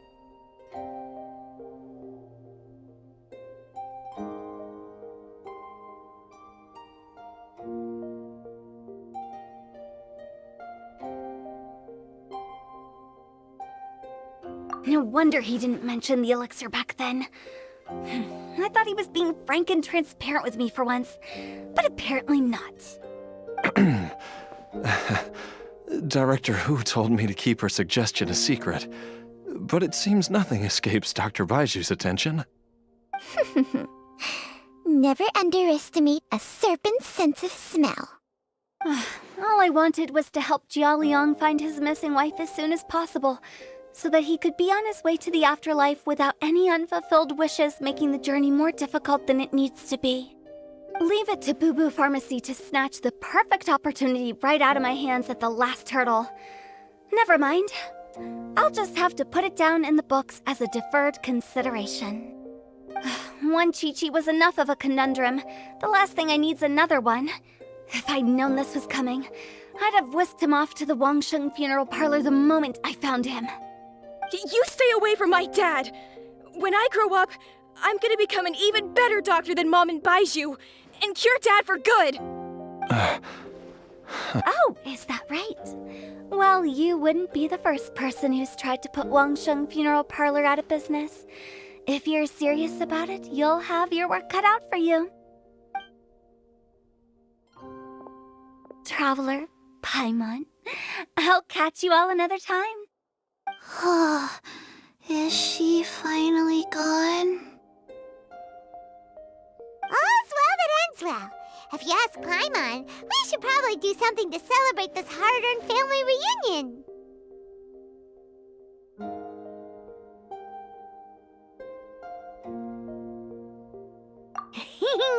At times like this, a grand celebratory feast is in order. It feels like it was a whole lifetime ago when I last talked with Zhongli and Ayu around the dinner table.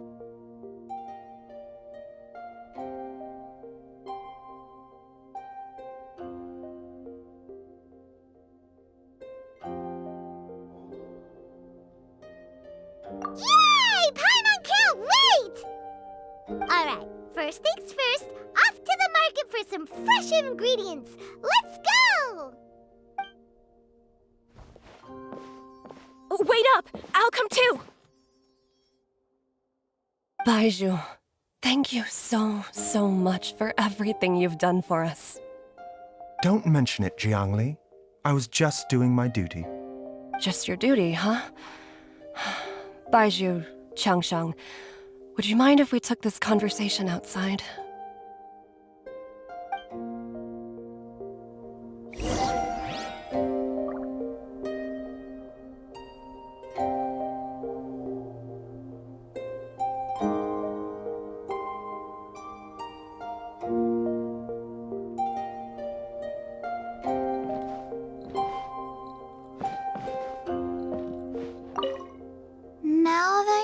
part zombie, there are some rules that you need to know. Yes, ma'am. I'm listening. First, don't forget to stretch your body regularly. Second, don't forget to... Yes? Go on. Don't forget to... I forgot.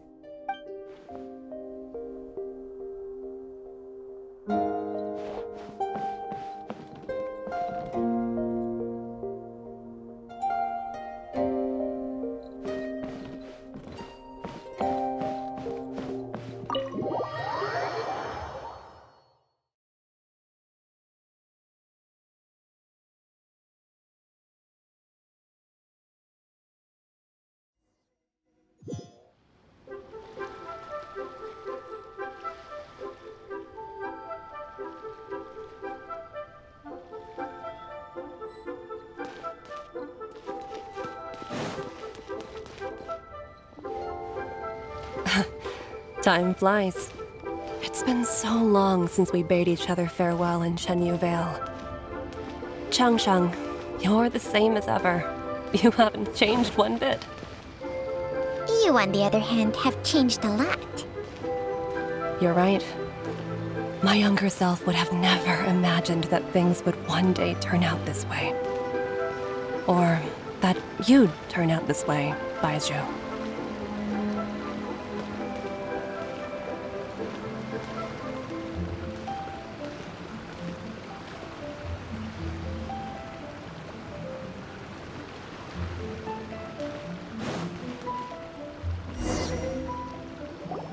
I've taken a look at your elixir of immortality.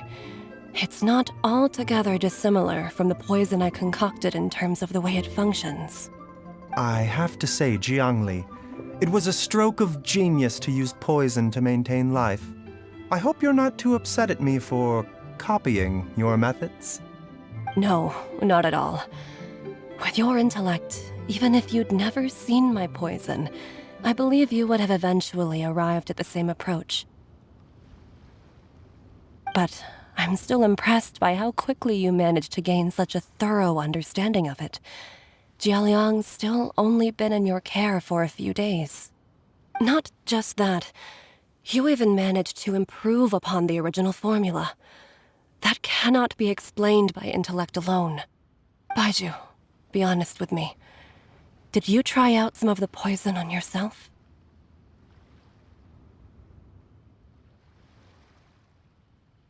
Huh. Told you the truth would surface sooner or later. Life force isn't the only thing that Changsheng's contract lets you transfer between bodies, is it? Nothing gets past you, Zhongli. You are correct. Besides life force, Changsheng's secret art also allows for the transfer of toxins and diseases. When I treated Jialiang for the second time, I transferred some of the poison from his body into my own. Not only did this allow me to alleviate the burden on him, but it also gave me an opportunity to study its properties. There is no need to worry about any long-term consequences to my health, however. Now that the source has been destroyed, any remaining poison in me will have already dissipated. But you took such a huge risk. If we hadn't destroyed the god's remains back there, then even you might have... What am I saying? I'm in no position to criticize you for this. The reason I left our master and went into hiding all those years ago was that he was getting old. And I didn't want him using up any more of his own life force to treat my husband. But in the end, how were my methods any different? I risked one life to save another. And then you tried the poison on yourself too. It looks like both of us have ended up going the same way as our master before us. Are all disciples of Shenyu Vale destined to turn out this way? To live a short life, having given away our own for the sake of others? To fight relentlessly against the natural course of life and death, whatever the cost? Maybe our fate is sealed the moment we decide to study medicine. We are doctors, Zhongli. We ought never say that anyone's fate is sealed. Baizhu, I can tell that, over the years, you've used the contract with Changshan to transfer many diseases and toxins to yourself. There are so many that some of them I don't even recognize. Can you still stop before it's too late? I think you know the answer, Zhongli. Every one of us from Chenyu Vale believes in the same thing. Hey, food's ready! Mom, come and join us. The Traveler taught me a load of new recipes and said even Dad'll be able to taste them. Come and try them out. Yes, darling. Mom will be there in just a second. Hey, slow down. Baizhu, I know I won't be able to convince you, but please don't forget that if one day you're not around anymore, Qiqi, Gui, and all the friends who have grown fond of you, they will all miss you dearly. There's no need to worry, Zhongli. I know what I'm doing. I can only hope so.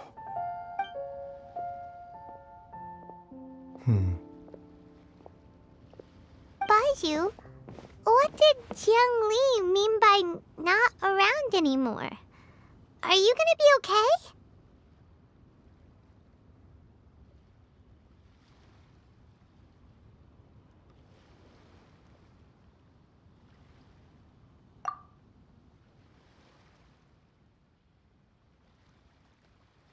Every single mortal I've ever contracted with, including Baizhu and Zhongli's master, has passed away at a young age. Wait, that doesn't make any sense. You said that the contract with you helps people live longer. It is a very long story. Long ago, when plagues ravaged the land, one doctor made a pledge to rid the world of pain and suffering. But even the most ingenious mortal medicine could not stay the tide of disease. And after working tirelessly for many years, even his dearest loved ones fell sick and bade their final farewell. Legends told of an herb lord in Chenyu Vale who could cure any illness known to mankind. The doctor sought the herb lord, but found only a white snake, its breathing weak and its power all but spent. Sign this contract and let our lives be joined. Then I will impart to you the secret art of healing. But be warned, this art will harm your own health. With means beyond human ken, the doctor could now reverse the process of death. And yet, the time still came to say goodbye. Only now, the one departing was the doctor, his life force spent. His final act in life was to pass on the contract to his final patient, his favorite disciple. The disciple chose to dedicate their life to saving the lives of others. And generation upon generation followed in these footsteps.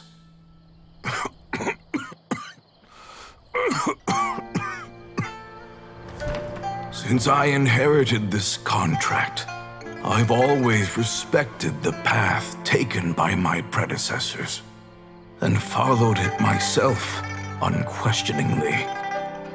That is until I tried to use the art to save my own disciple's beloved. She begged me not to use up my own life force. She said that this art is a poison chalice, an evil and unnatural practice. She did not wish to sacrifice one life for the sake of another, when both were lives she treasured. Only then did it occur to me, did I not suffer when my master passed away, just as patients' families do at their loved one's deathbed? Are not the lives cut short by this contract just as worthy of saving as any patients?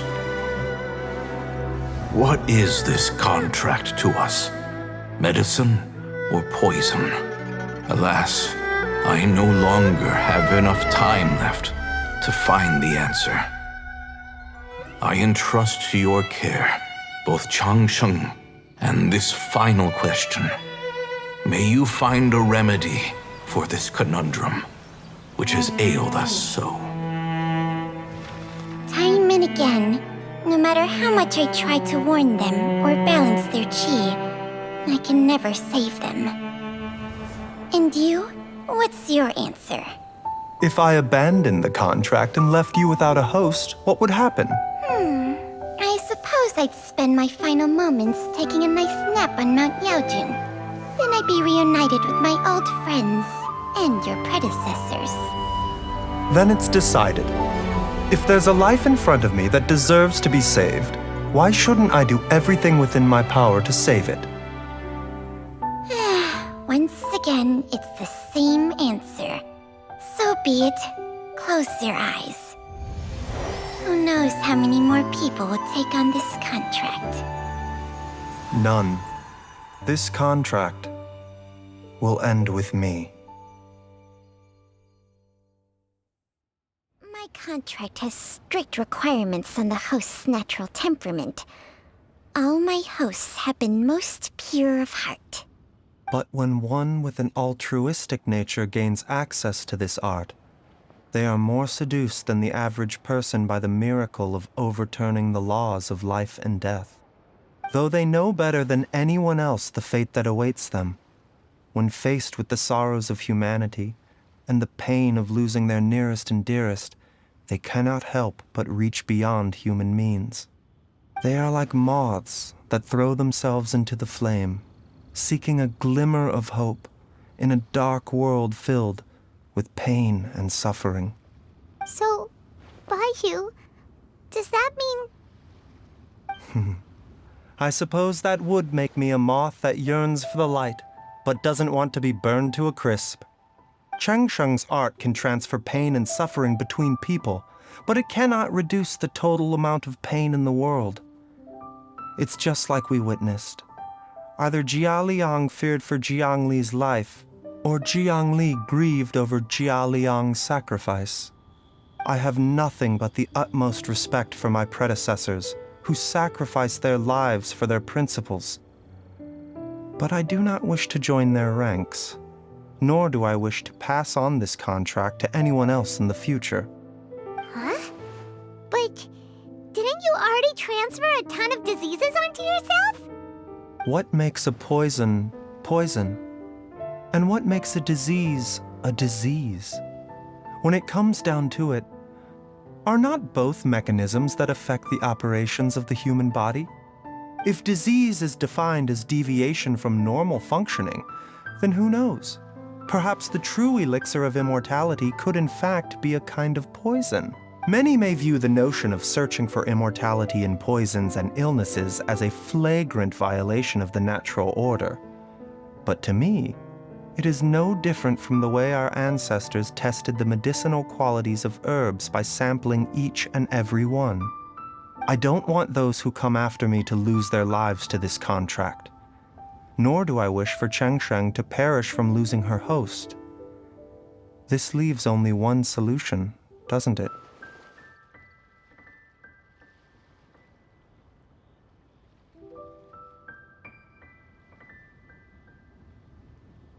Precisely.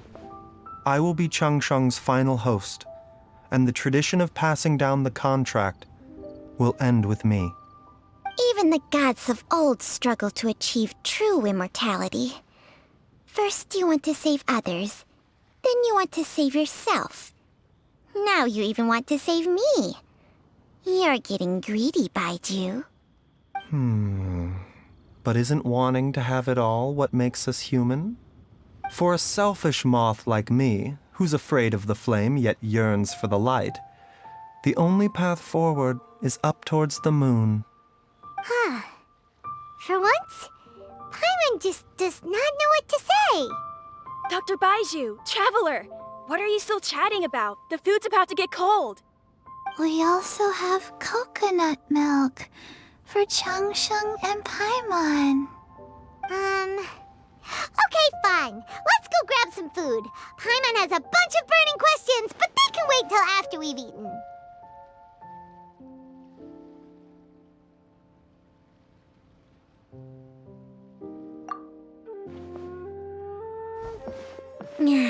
I do envy Paimon sometimes. Eating her fill is enough to satisfy her body and mind.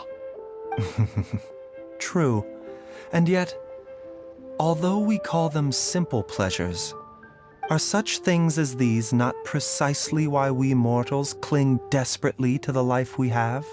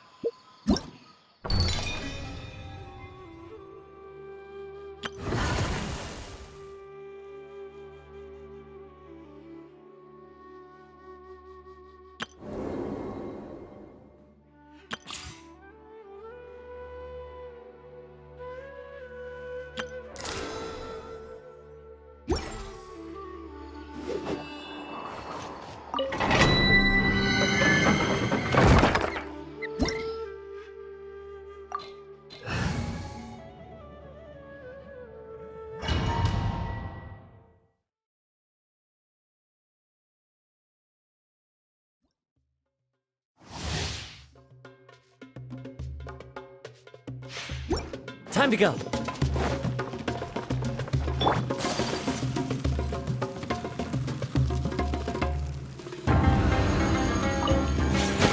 You are not welcome here. One with nature. Rest and rebuild! Shine down! Torn to oblivion!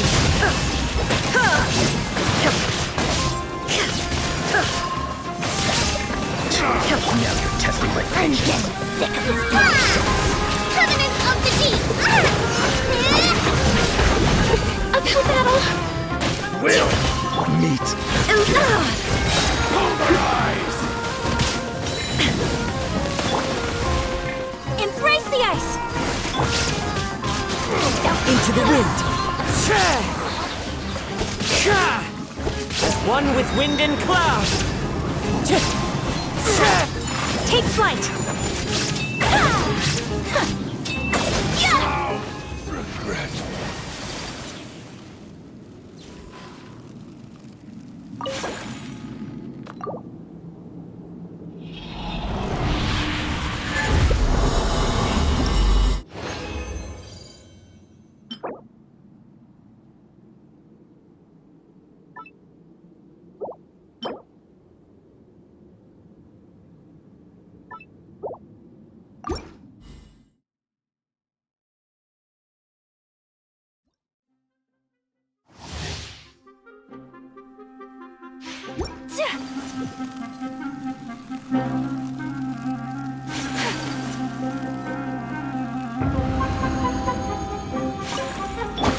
You are not welcome here.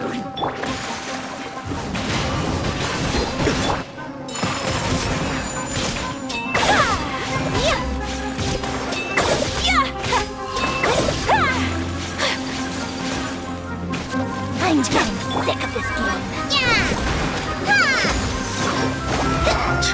Now you're testing There is my no patience. The wind knows me. Fallen leaves, adorn my night! Hold the line! Unthinkable! My apologies! Will Coming down to light! Sumeru!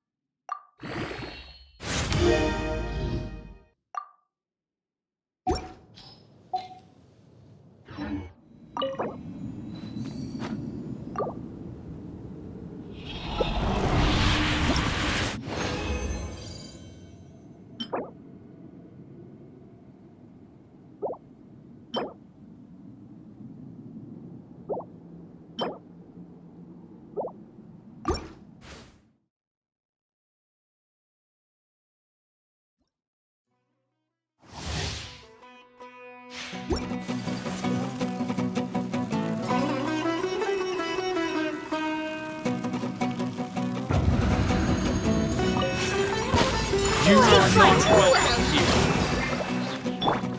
Into the wind! Illusion shattered! Inazuma shines eternal! I'm getting sick of this game. now you're testing my patience. Bring refuse!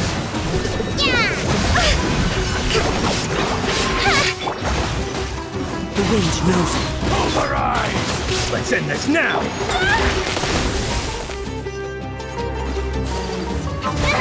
Whirling snow! One with nature. Sakura swirl! How regretful.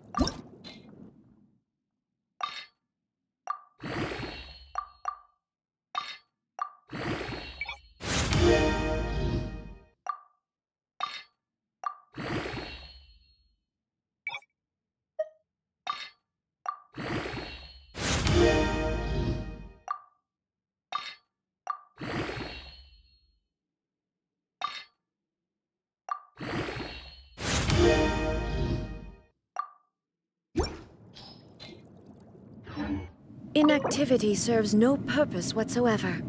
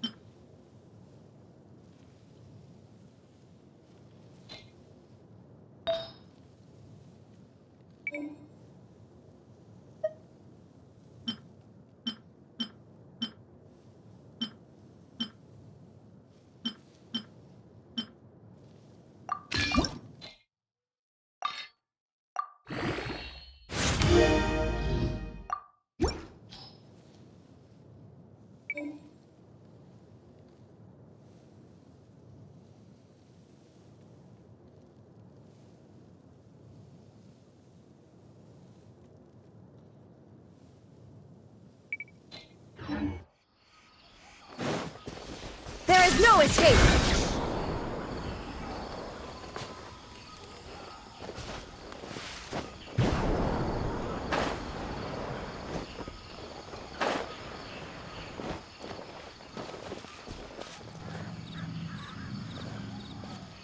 Shine down!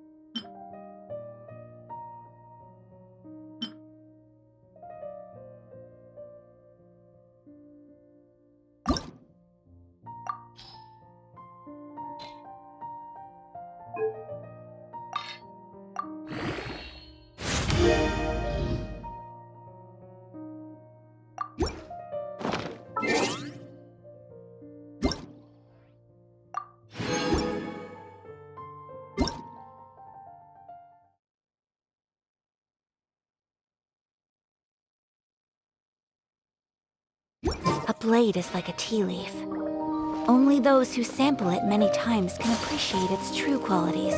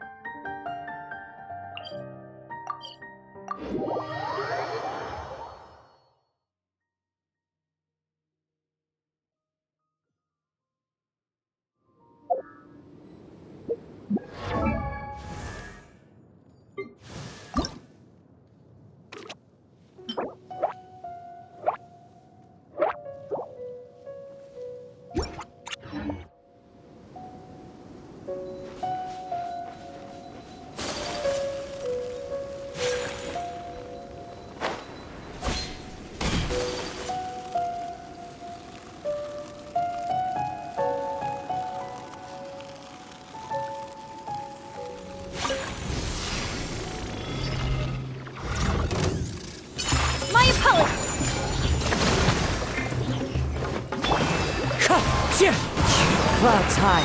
The birds... Now you shall perish!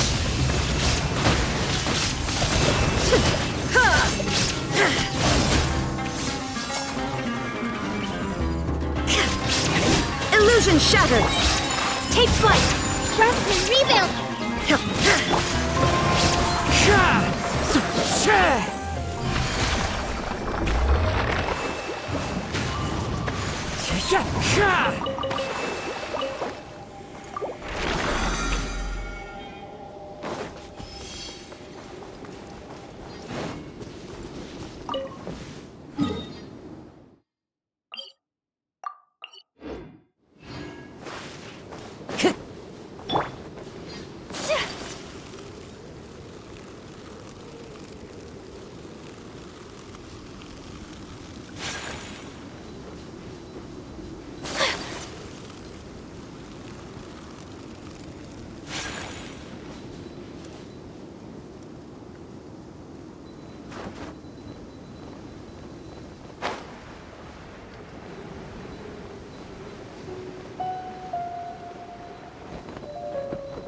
I have dishonored our clan.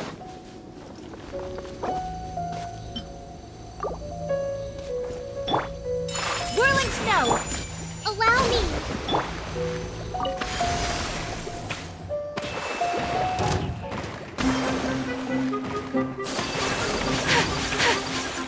Take flight! As one with wind and cloud.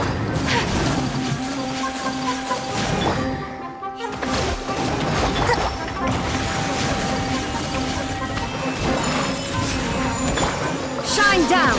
Torn to oblivion!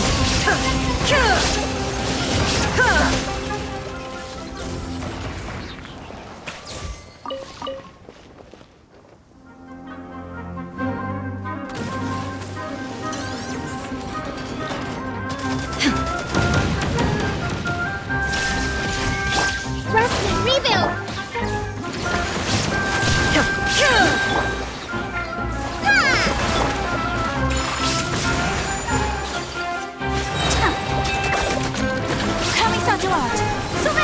Wind strike. Clouds high. The birds call.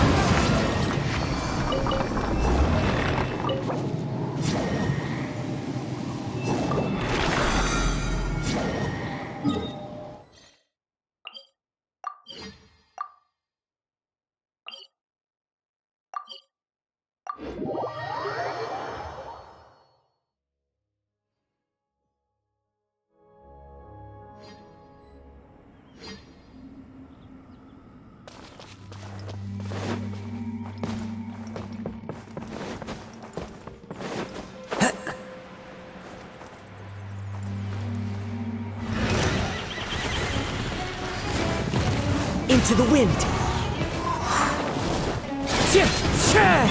Hold the line! There is no escape! Inazuma shines eternal!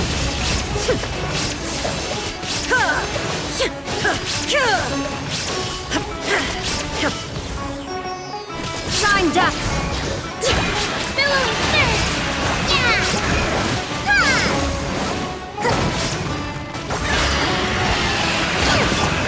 My apologies! Sakura swirl! There is no escape! Torn to oblivion!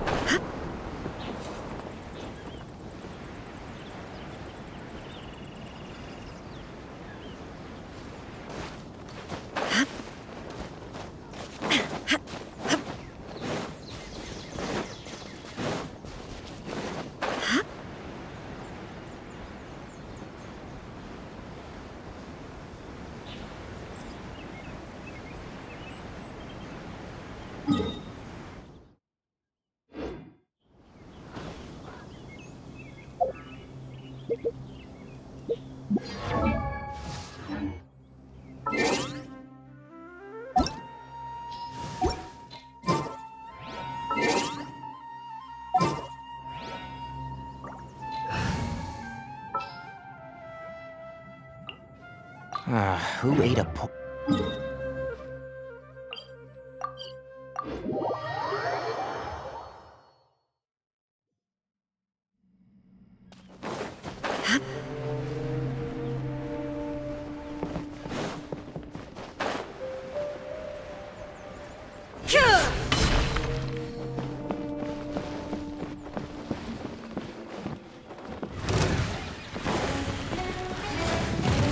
Illusion shattered! Allow me! One with the force. As one with wind and cloud, one with nature. Let's nip that in the bud.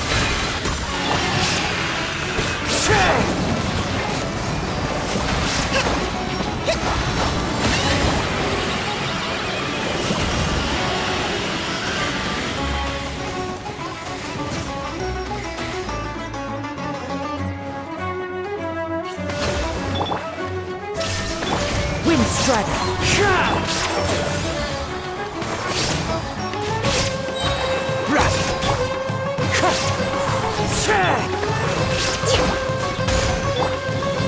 I'll uproot you!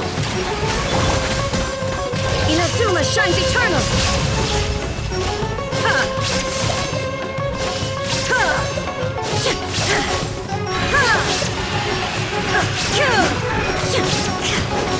Shine down! Can't see? Clouds high, the birds come. Hold the line! I hear everything!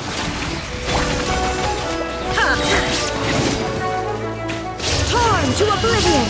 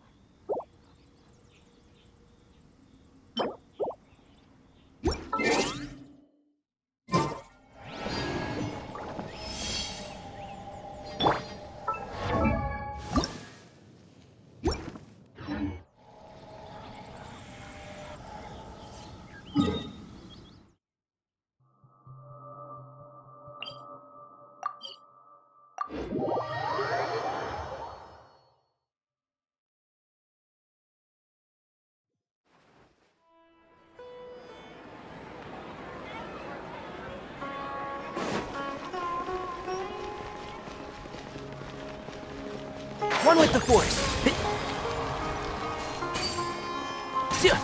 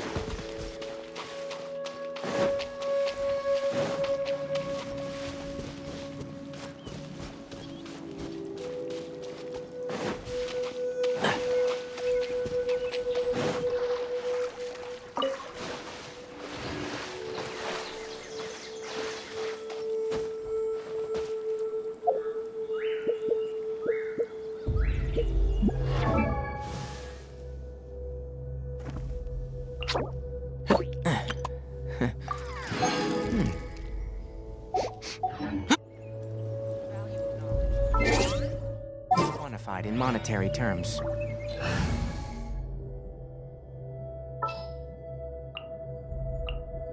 I await your instruction.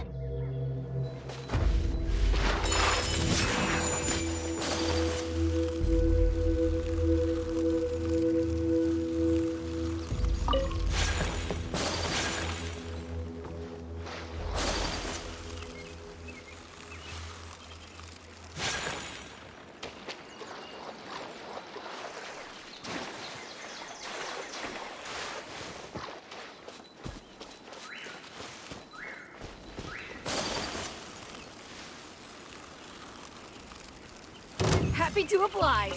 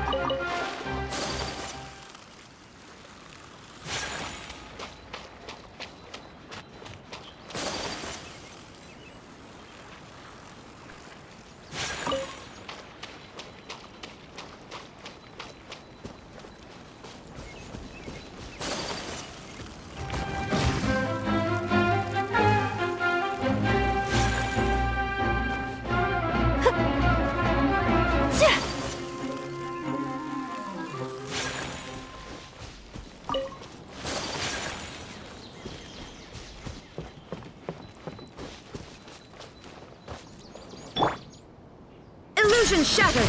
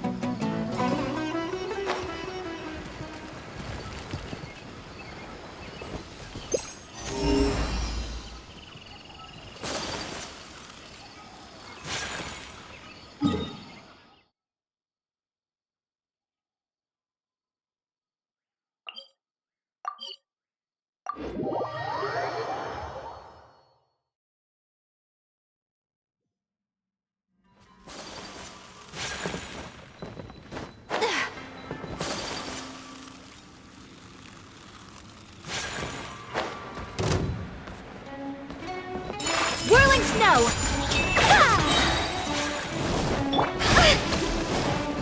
Hold the line! Embrace the ice! There is no escape! One with wind and claw! Now you shall perish!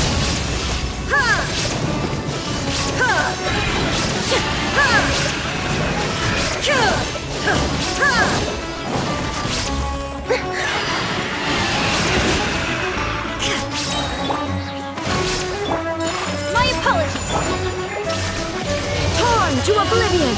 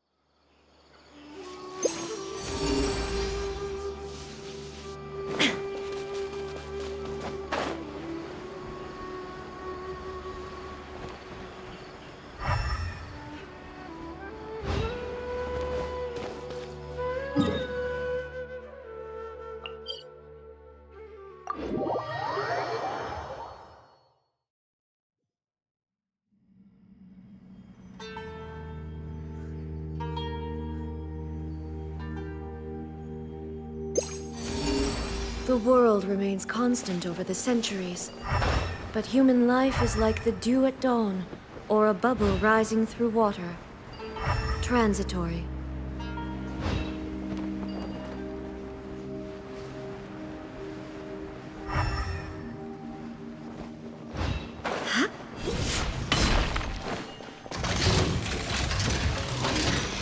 Illusion! Illusion shattered! Into the wind. Clouds high. The birds. Whirling snow! Kamisato art! Sumetsu! Shine down! Now you shall perish! Ha! One with nature.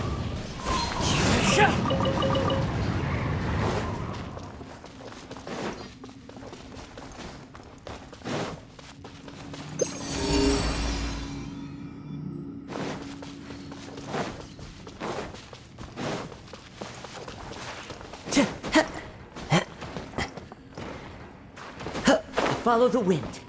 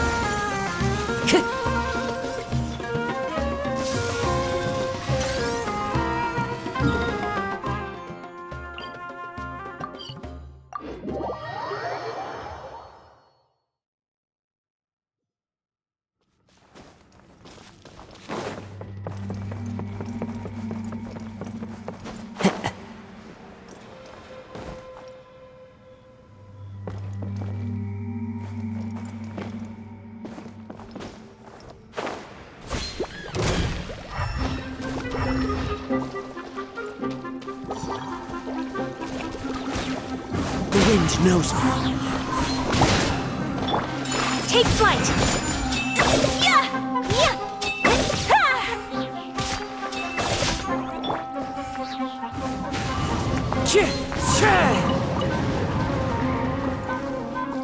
Ha! Allow me! Whirling snow!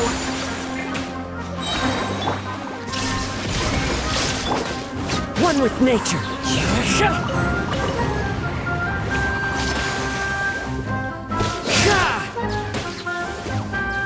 The wind knows me.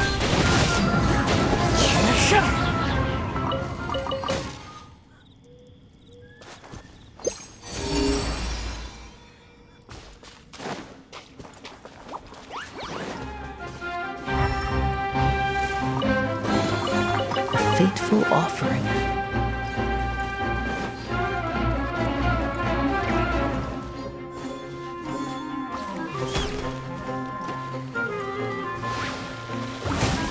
Wind Strider! As one with wind and cloud! Into the wind! Take flight! Yeah! Ha! Yeah! Ha!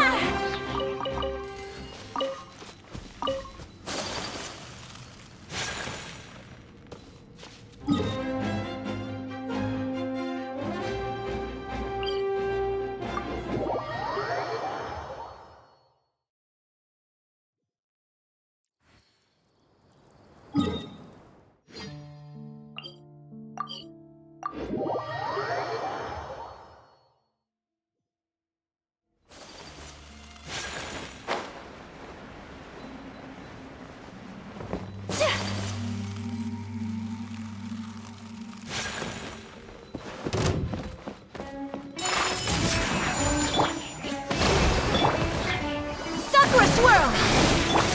There is no escape! Torn to oblivion!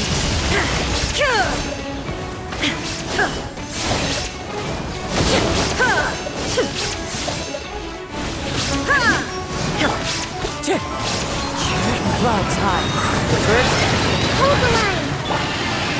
Whirling snow! Now you shall perish!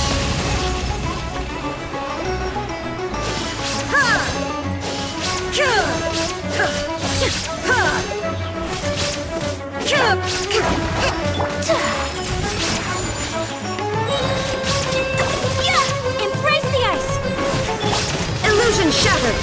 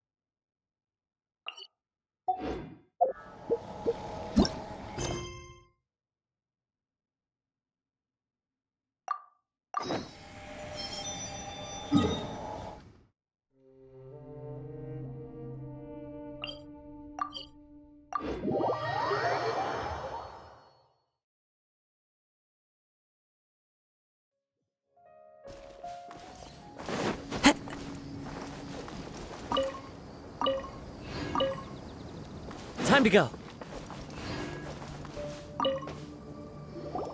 Hey there, Farozan. Have you made any progress? Ah, you're just in time. I'm about to start digging right here. Oh, you found the ley line disruptor already? Such a simple problem could never confound me. Not long after entering the desert, I discovered a primal construct that was acting abnormally, so I followed it all the way here. Once I got near here, it suddenly disappeared. Something unusual must be happening around this area. You're a true expert, Madam Farozan. You knew what to do right away. Well, I do happen to have more experience than most. But that aside, has anyone completed this challenge yet? Nope, not yet. Well then, I suppose I'll be the first. What about that boy Tainari? Oh? And why's that? He's not used to being out and about in the desert. Huh. I didn't think he would have such a weakness. I suppose he could use a bit more training. What about the others? Is that Ratawahist girl still a bundle of nerves? Tainari gave Layla some advice, and she seems to be doing a lot better now. Sino just started his search for the disruptors, and as for Hat Guy, well, who knows what he's thinking. And what about Kaveh? Has he found a ley line disruptor yet? Paimon doesn't think so, or our locators would have already let us know. Strange. What's he lollygagging for? With his skills, you should have heard something from him by now. Well, I'm afraid the most thrilling moments are already done here. You should probably go find Kaveh and see how he's faring now.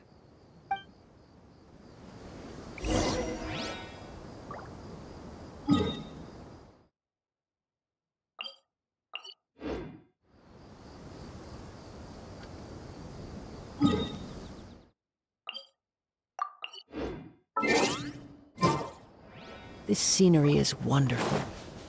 Surely enough to...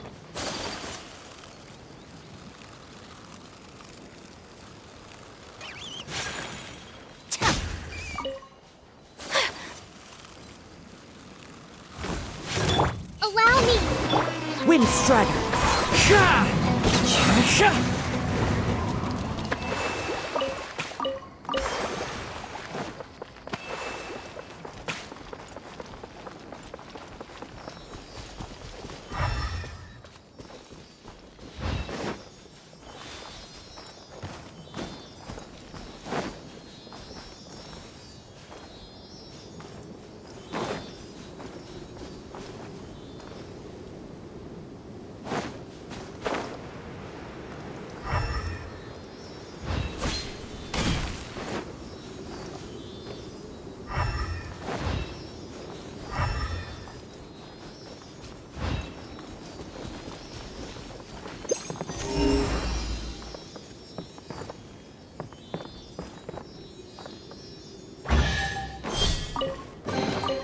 A fateful offering.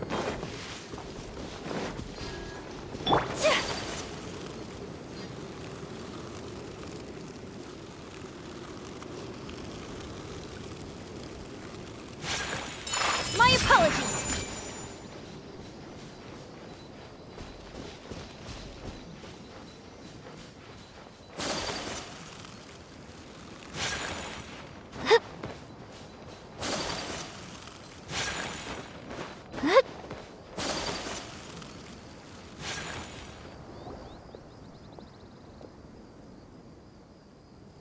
Come on, stop following me! I already gave you all the food I had on me.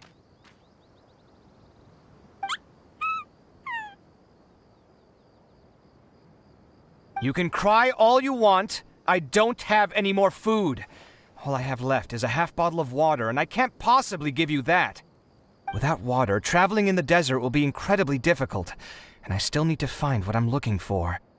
Mirak, can you help me out here? Keep them away.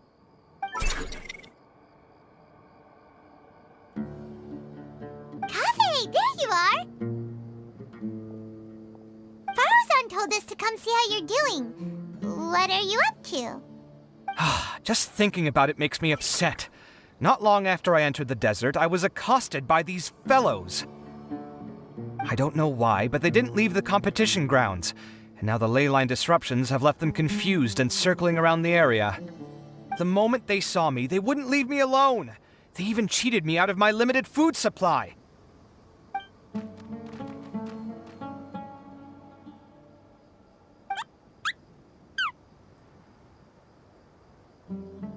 Hey, didn't I ask you to keep them away?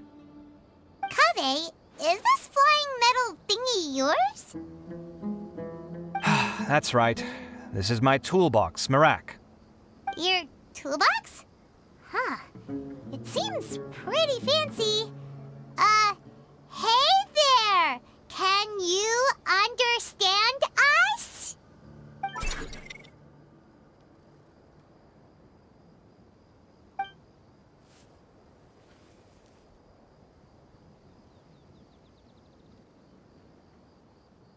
Sometimes I need to carry things when I go out, so it's handy to have a portable toolbox. Well, this definitely doesn't look like an ordinary toolbox, that's for sure. It's a long story. When I was working in the desert, I ran into a merchant group who had a machine core they excavated from some tomb. It was clearly from King Deshret's civilization. His technology still isn't fully understood, and Kshahrewar has many different opinions on this topic.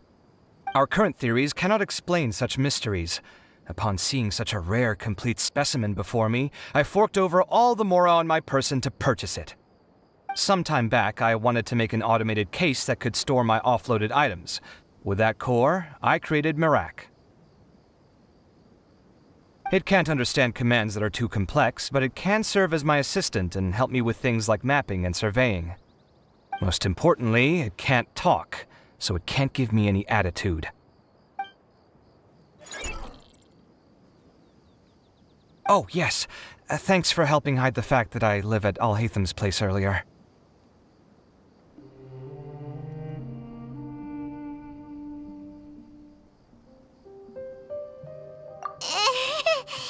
Sorry. I hope this season of my life ends soon, so I can get things back on track. Things just started going downhill at some point. Maybe it all started when my mom remarried and left for Fontaine.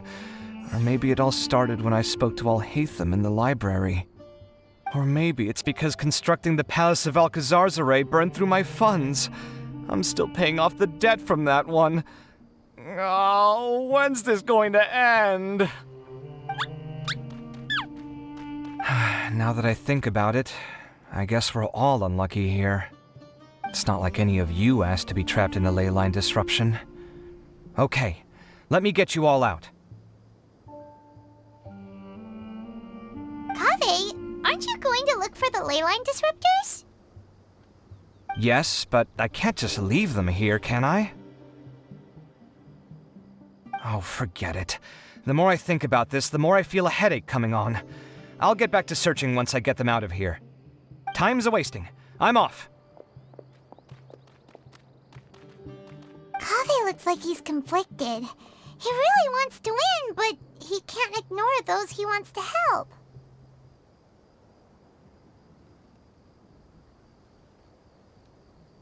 Paimon's always felt like he's the type who easily gets himself into tough spots. Paimon doesn't mean this in an insulting way, but he seems like the kind of guy who'd be really easy to take advantage of.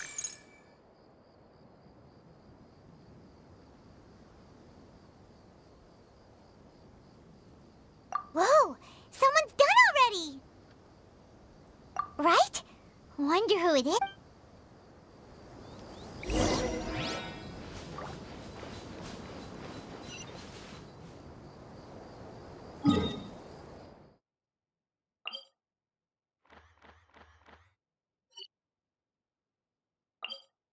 The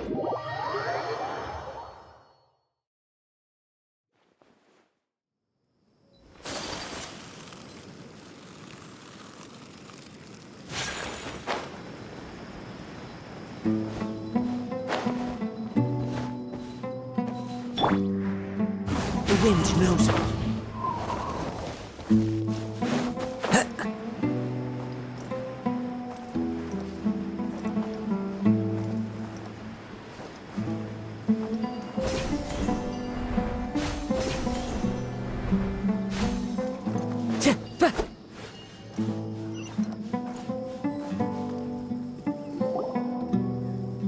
Verification complete. Congratulations on being this round's first winner, Sino. Ooh, so Sino was the quickest. I am from Spontamod, after all. We know a lot about ley lines, so finding a disruptor was never going to be particularly difficult for me. Since the Traveler and Paimon also happen to be here, do you have anything you want to say? Anything I want to say? My friend couldn't continue on, so failure was never an option. The bonds of yesterday will forge the road to tomorrow. With the ties of friendship that bind us, I won't lose to anyone.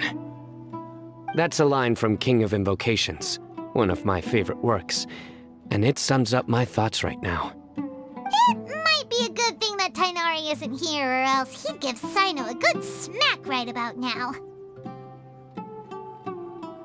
Oh wow, it's already so late. Everyone's probably running low on food and water. It'll only get harder from here on out. Something similar happened in King of Invocations. What a classic. Any thoughts on that, alhithen?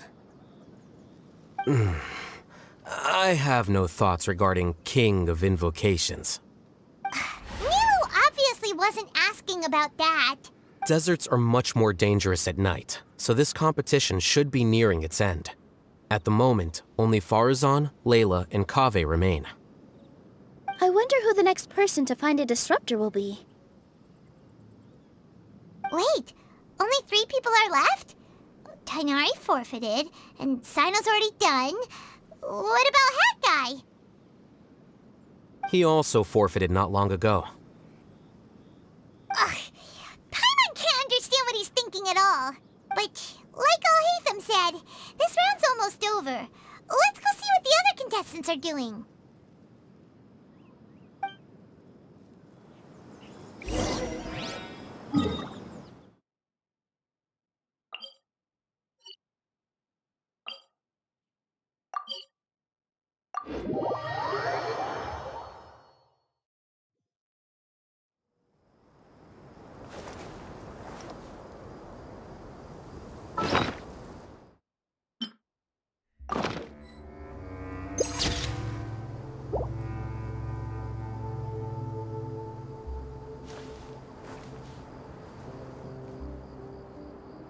Into the wind!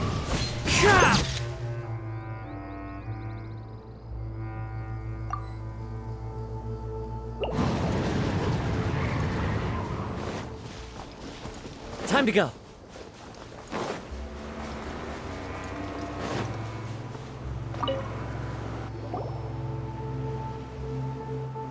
Hello again.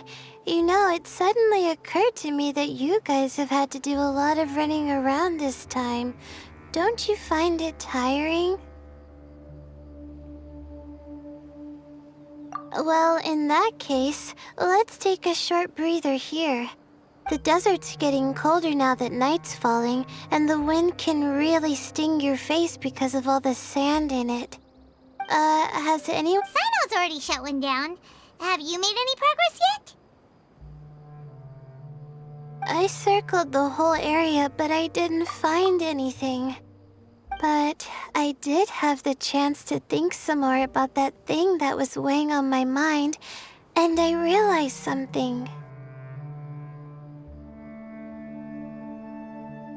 Well, my fellow Ritawahist members must have all put my name forward for different reasons, and maybe a lot of them only picked me because they wanted to watch me make a fool of myself. But be that as it may, I believe that a lot of them genuinely do expect great things from me. And I want to live up to their expectations. I don't want them to regret putting my name down. Huh? But doesn't thinking like that put a lot of pressure on you? Of course, that comes with some amount of pressure for sure. But now I've thought about it, I don't feel like this is something I have to do. Instead, it's something I want to do. That may not sound like a huge difference to you, but it's helped me relax a lot. So don't worry about me. Well, that's great! Also, now that I've relaxed, I'm suddenly really sleepy. I think I'll just take a quick nap. Just a quick one.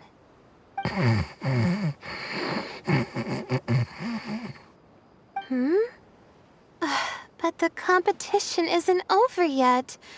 Oh, Layla. She's really a bundle of nerves, isn't she? Wait, you're...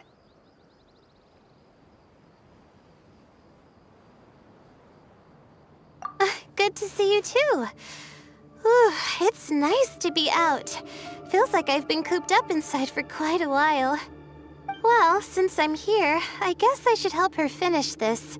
What are we supposed to be doing here again? Finding a ley line disruptor, was it?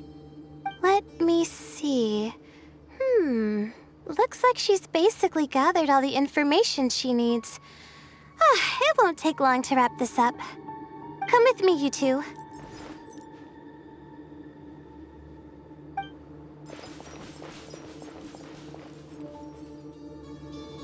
Do you ever get the feeling that the ley lines have a regular flow? Similar to the way that celestial bodies follow fixed orbits. If we were looking down from on high, I wonder whether we'd find that the ley lines are just the reflections of the stars upon the Earth.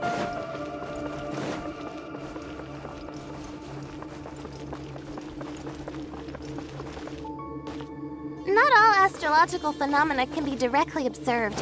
Some are deductions based on other details that we know. It's the same situation with the ley lines.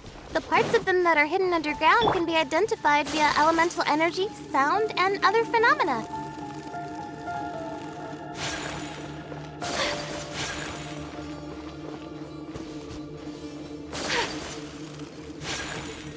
Plus, now that someone has shut one of the disruptors down, the contrast between before and after can provide me with further information still. Let me see. It should be here, I think.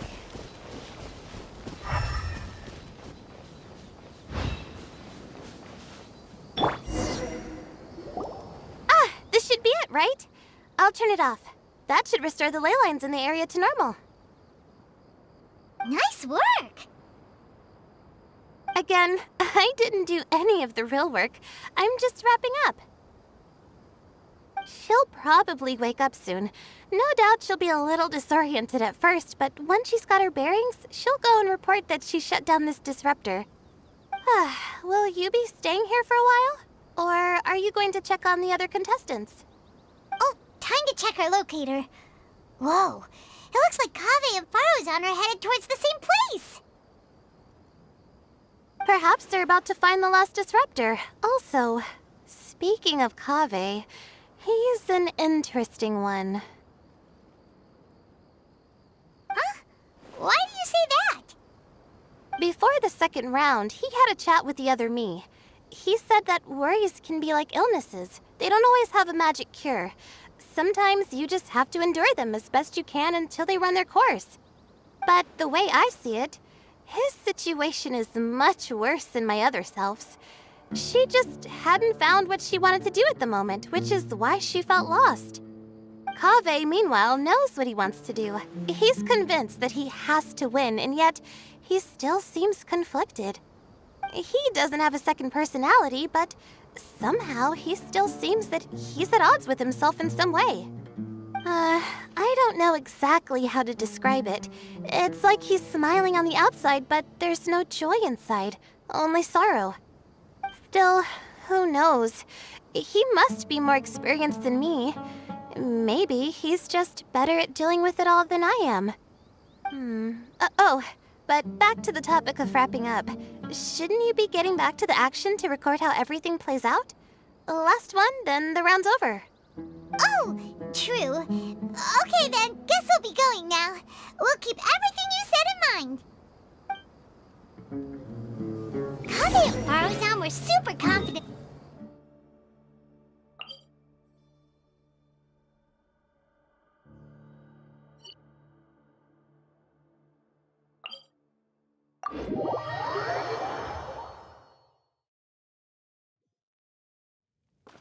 But between the two of them, who's going to get there first?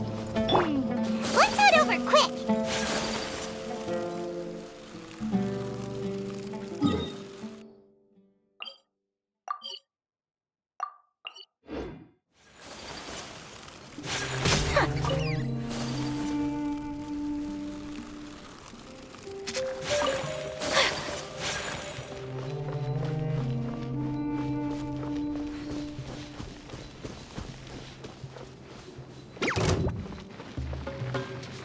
Take flight!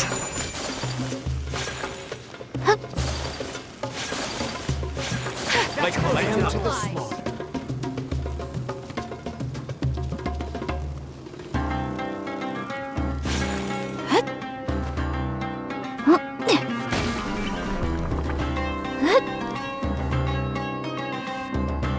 It should be around here.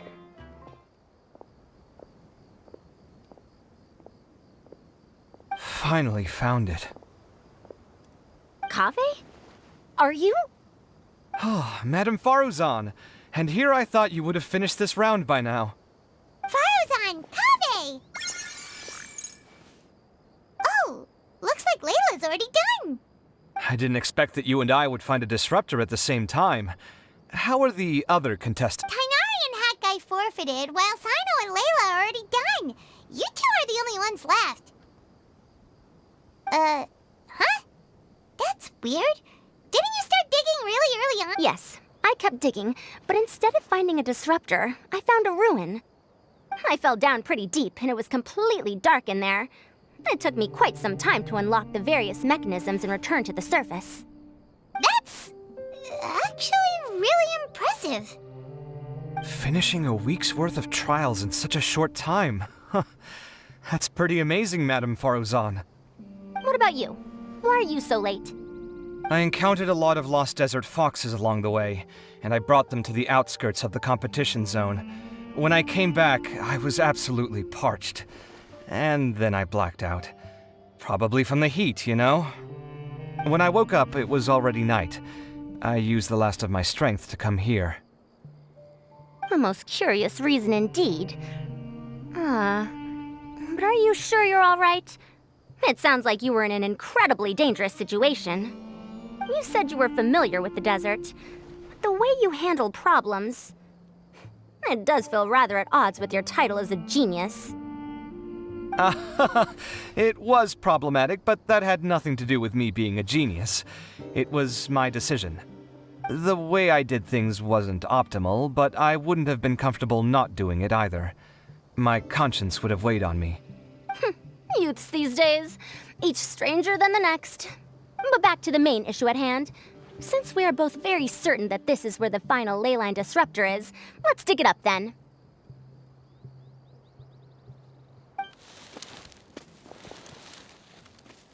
Well, this is indeed it. Of that there is no doubt. But how... What is it, youngster? You seem relieved. Oh, nothing. I was just thinking that this round's finally over. There shouldn't be any more innocent creatures getting wrapped up in danger. As for the points, I guess we can draw lots again later. I can't think of anything better. Alright, in that case, let's all head back to Aru Village. Paimon thinks you'll both need some water and rest.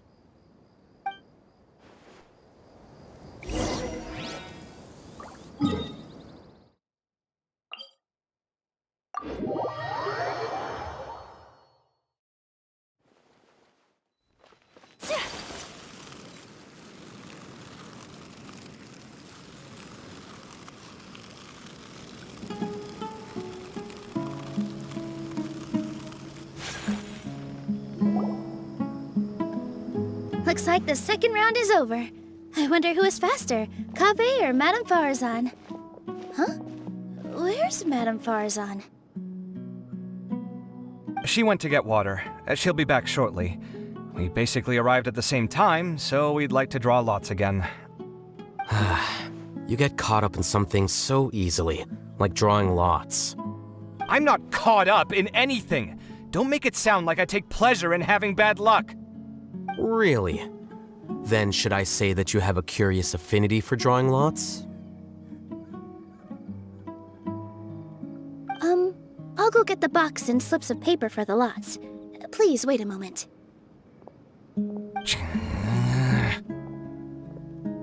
Oh, here we go again. Let's see how I fare.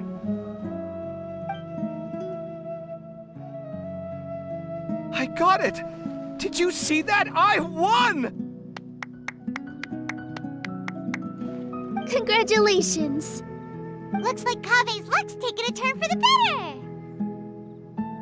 Oh, finally! After all this time! It looks like you've been rewarded for your tribulations in the desert. This round's points are yours.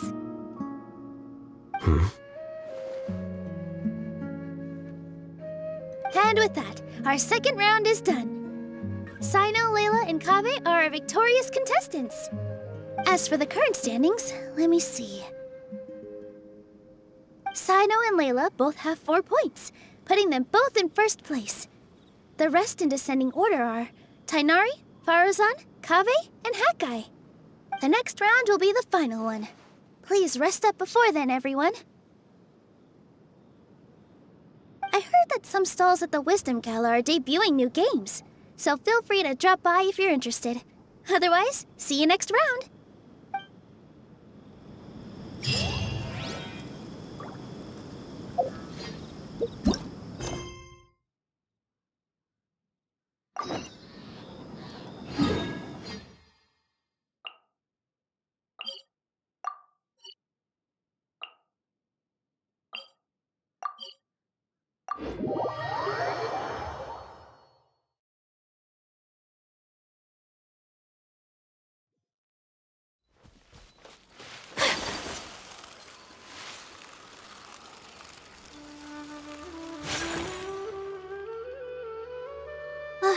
We're here.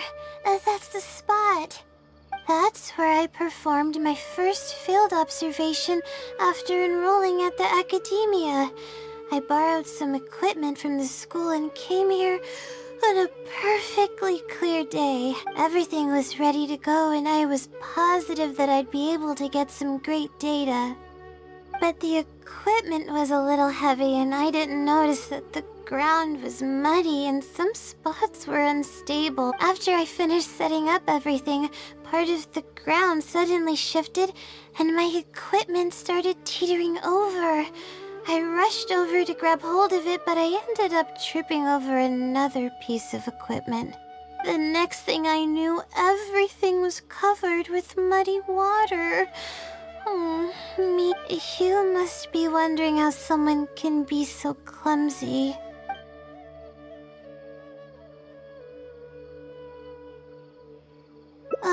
You wouldn't be wrong for thinking that. It's a vicious cycle. The less I sleep, the more mistakes I make. The more mistakes I make, the harder it is for me to sleep. I just got a minor fracture, so I had to rest at B. Marston for a while. To pay off the damages to the equipment, I took some part-time jobs. I just went to work whenever I couldn't sleep. It took me forever to pay off what I owed. Bingo. The pressure from my studies and debt was crushing me, and I didn't want to tell my family about any of it. After all, I am the legendary Layla who made it into the academia at a young age.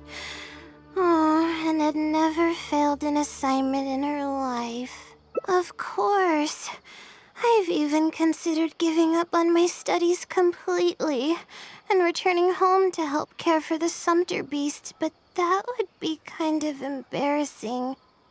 I don't mean that I'd be embarrassed in front of others. I mean that I'd be ashamed of myself. After all, everything I've done up till now is only a result of my own decisions. Although, it hasn't always been smooth sailing, and sometimes things don't go my way. I made it this far on my own. There haven't been any major incidents with my studies, and I even managed to pay off the equipment damages. But I guess I'm exaggerating a bit. Most of it is still due to the help of some unknown person rather than my own work.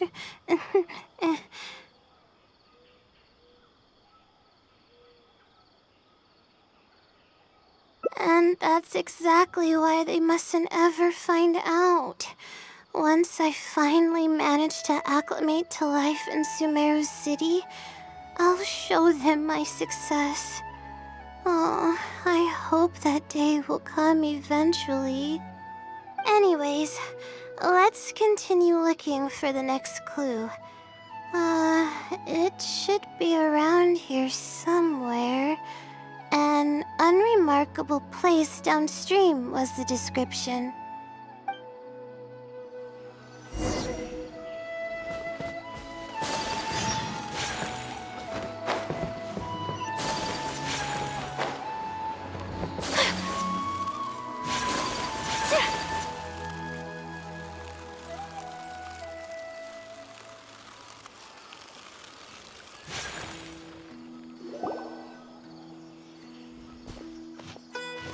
It feels like something's been on your mind this entire time.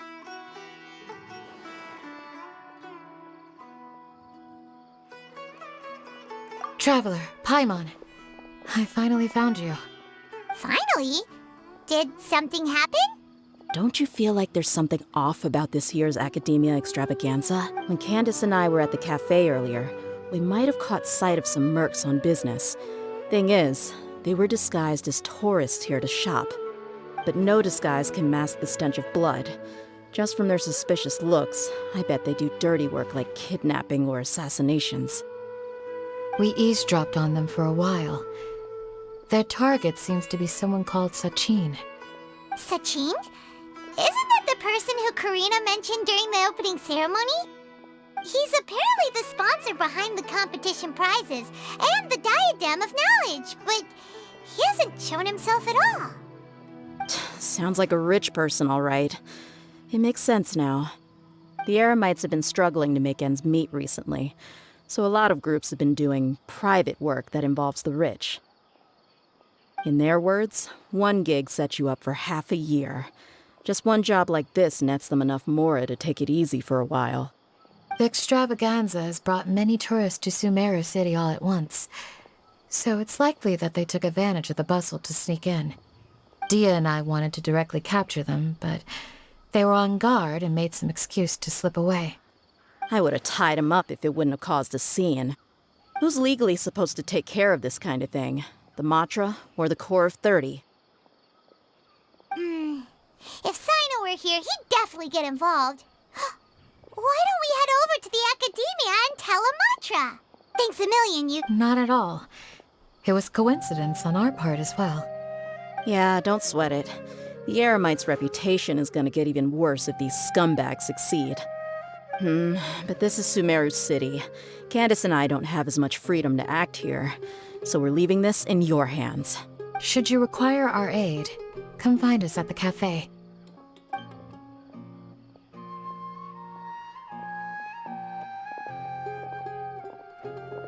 Paimon's noticed that something's bugging you. Is it the extravaganza? 'Cause Paimon's starting to think that there's more than meets the eye here, too.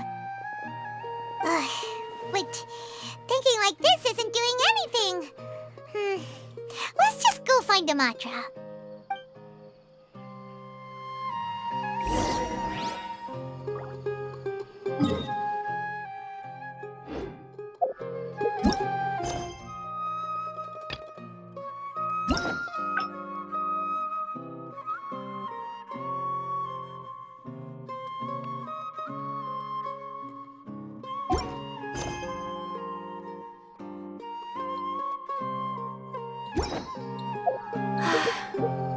I only wish life could be as leisure.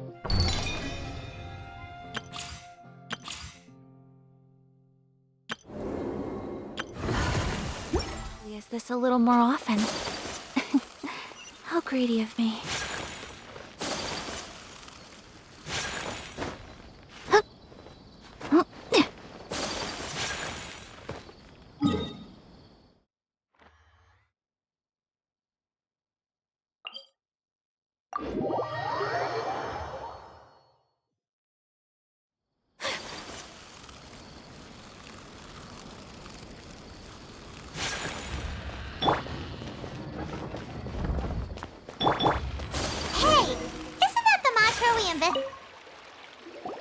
Hello, both. It's been a while.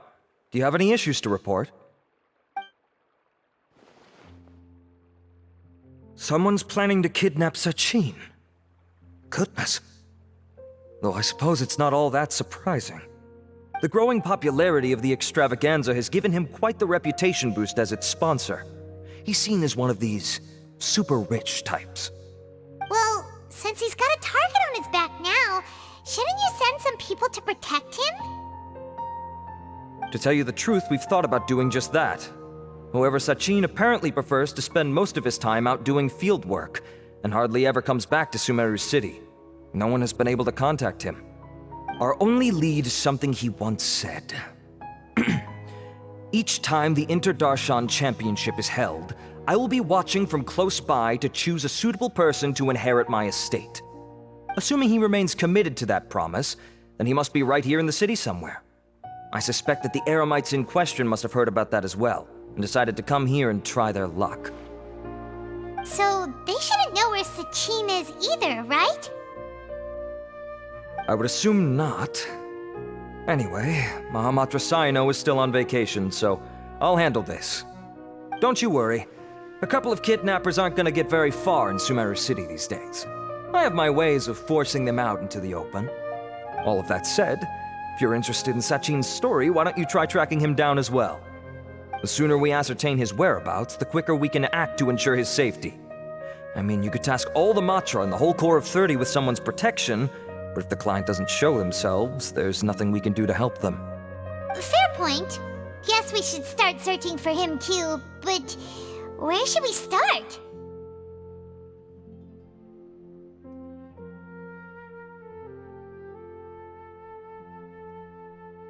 None, I'm afraid. He's never committed any crimes or broken academic protocol, so we don't have a very detailed file on him. I've heard that Alhithen has now stepped down from his post as acting Grand Sage and is back to being the scribe again. Maybe it's worth checking to see if he knows anything. Good idea! Okay, we'll head back to the extravaganza venue and see if we can find him.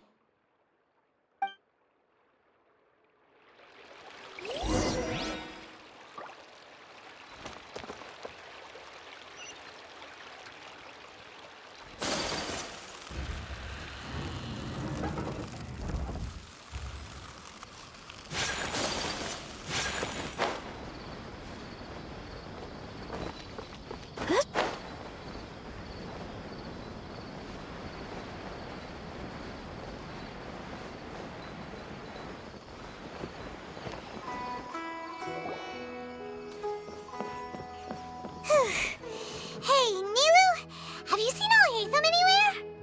Alhithen? Why, what is it? We're trying to track down someone and we need him to pull up some records for us. Oh, I see.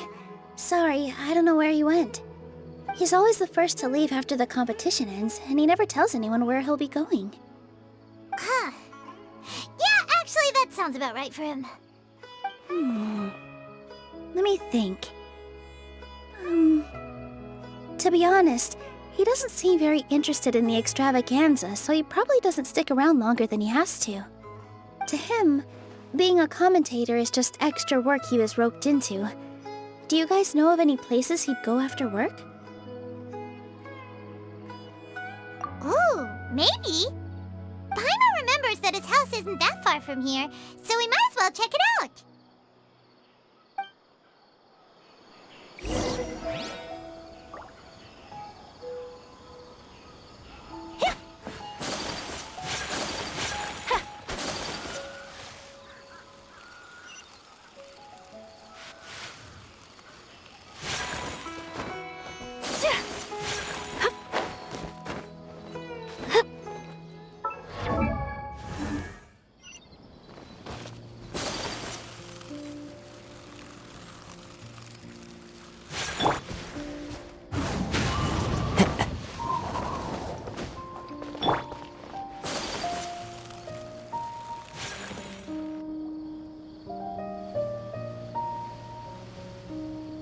Let's try knocking.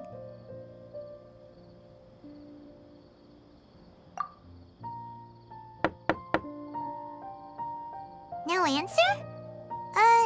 Maybe no one's home. Hello? Alhithen? Are you in? We need your help with something. Oh, it's you two? Oh, Kaveh, you're home! Come on in, I'll get the door for you.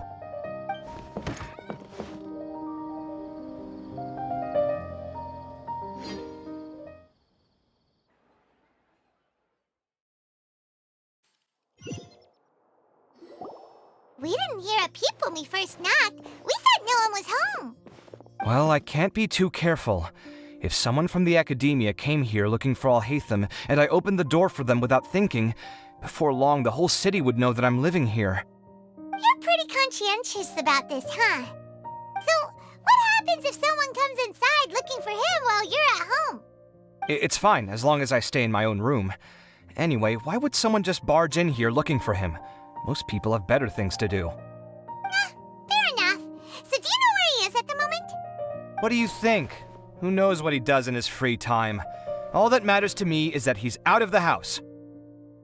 I wouldn't call it that. He's just incapable of saying anything pleasant at all.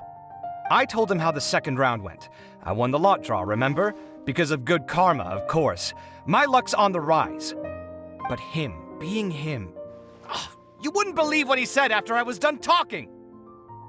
You're always quick to remind me that you're my upperclassman, and yet you do not problem solve in the manner becoming of an upperclassman. This begs the question of why we attach prestige to seniority at all. What does he mean, manner becoming of an upperclassman? What, am I supposed to earn the title of upperclassman now? And he didn't stop there. He said, I'd encourage you to reflect on why you've ended up having to rely on luck every round. Frankly, it's incomprehensible to me how you've managed to make it to this age without acknowledging the proverbial elephant in the room of your life. Yeah, that does sound like something Alhithen would say. I've had it with him. Every time I talk to him, it's the same way. He finds a way to infuriate me every single time. Anyway, the disdain is very much mutual between us, so I'll be moving out as soon as possible. I'm actually packing my things right now. He'll have to get used to doing his own cleaning and tidying from now on. See those perfectly hung paintings on the walls? They're coming with me too. If his life wasn't utterly devoid of artistic sensibility already, it certainly will be after today. Wait, you're moving out already? But the competition isn't even over yet. How can you afford it? Well, obviously I can't just yet. I'm just packing early to get ahead of the game. I've got my new place picked out already. The moment I have my hands on the prize money, I'm going to buy it and move my things right in. It'll take me 3 days tops to move out of here for good. I now know what I have to do to achieve this goal. No matter what happens in the third round, I will win. I will emerge triumphant. You'll see. Well, we'll be rooting for you. But are you sure you'll be all right? In what way? Layla said that she thinks you'll get caught up in internal conflict. Meaning what exactly? Oh, don't tell me you think I have serious personality flaws too. Oh, we didn't say that. But think about it. You say you want to win, but you also turned Faruzan down when she offered to give you her points. Plus, you took it upon yourself to help those desert foxes. Wait, what's so unusual about all that? I gave you my reasons. I would have felt guilty otherwise. Where's the conflict in that?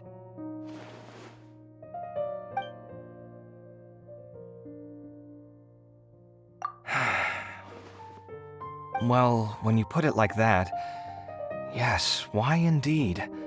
It's a good question. I guess it's just in my nature. Plus, if I just did nothing, then there'd be no escaping the blame if something bad came of it later down the line. But thinking like that all the time must make your life so exhausting. Not to mention that by helping out, you put yourself at risk. Fainting in the middle of the desert, for example. Was that really worth it? It's complicated. Look, let's maybe leave this conversation for another time.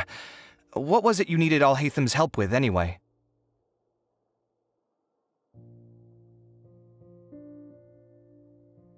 Sachin? Huh. He did actually mention a Sachin recently.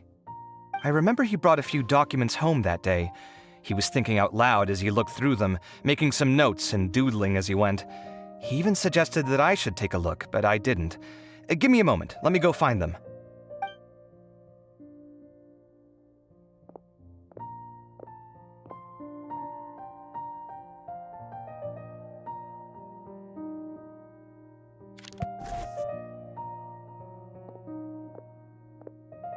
Ah, this is the one. Here, take it. You sure he'd be okay with this? With taking liberties? He's certainly okay with helping himself to my beer whenever he pleases. And anyway, he did ask me if I wanted to read his notes. I didn't see the point at the time, so he just left them on the side. He doesn't leave documents lying around unless he's okay with other people reading them. It's fine, I promise. Cool, if you say so. Okay, let's see what he's got on Sachin.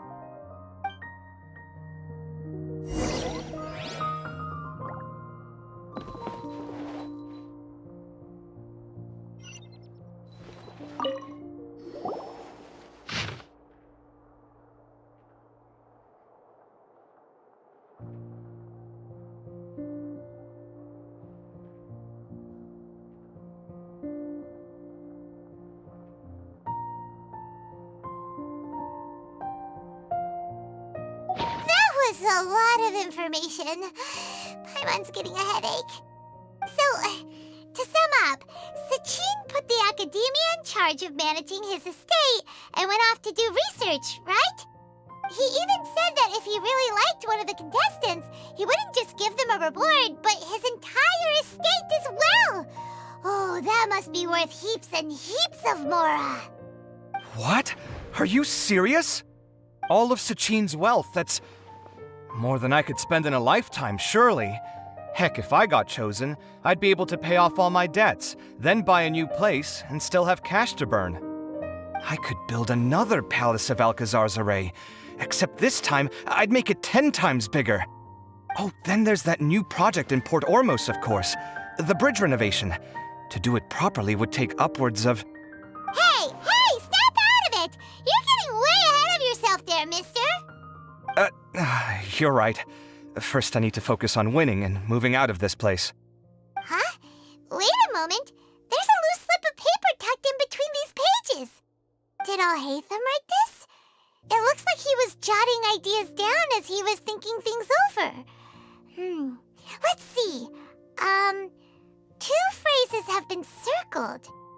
Sachin, dead or alive, unknown, and diadem of knowledge. Some of this stuff is just plain incomprehensible. Is this written in some other language? Let me see. Huh. I recognize this script. Give me a second. Lofty ideals may provide no defense at all against nihilism, but perhaps little decisions can. That's a rough translation anyway. I can't guarantee it's 100% accurate. There's another smaller line of text underneath. Why would he bring that up? Wow! It's so cool that you can actually read this script! We worked together on a project once when we were students. The title was Decoding the Runes and Architectural Philosophy of the Ruins of King Deshret's Civilization. I had to familiarize myself a little with this script at the time. Oh, interesting! So, any idea what alhithen meant by all this? Who knows? The way his mind works is one of the great mysteries of the world. Fair enough.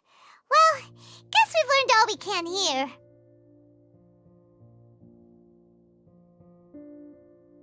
Yeah, he better catch those crooks. But until then, let's just head out for a stroll.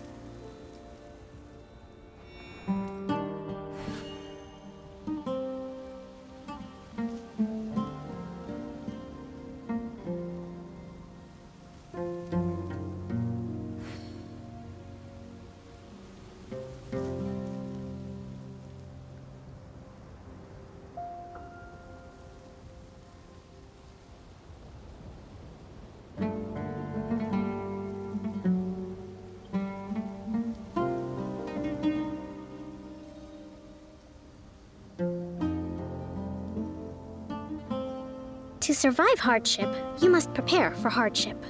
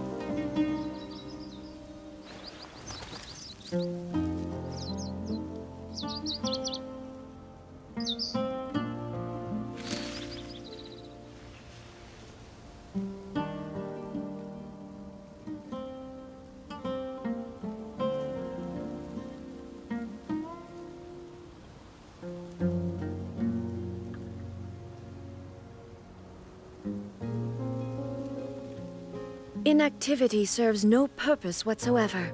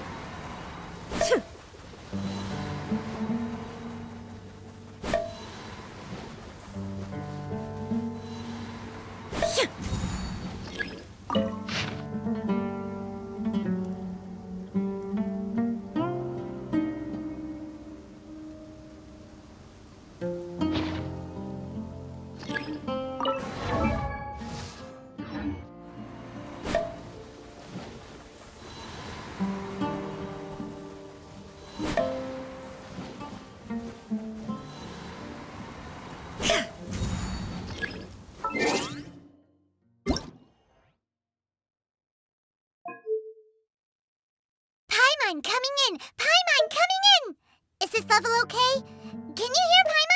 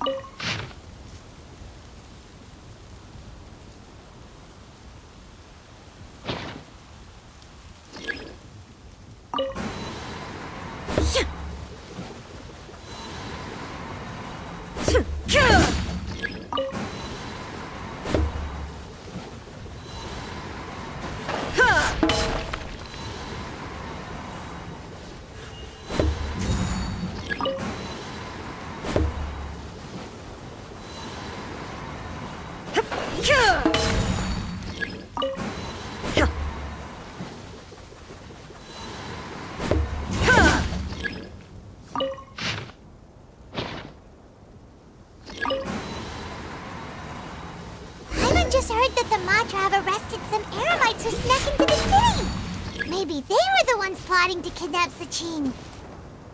Let's go to the Academia and check with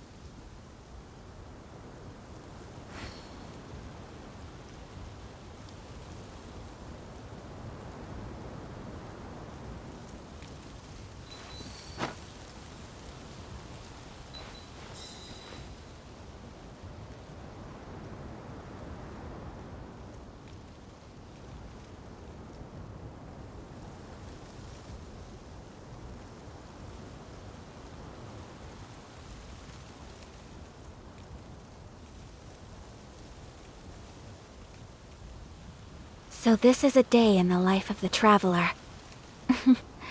I'm learning more about you all the time.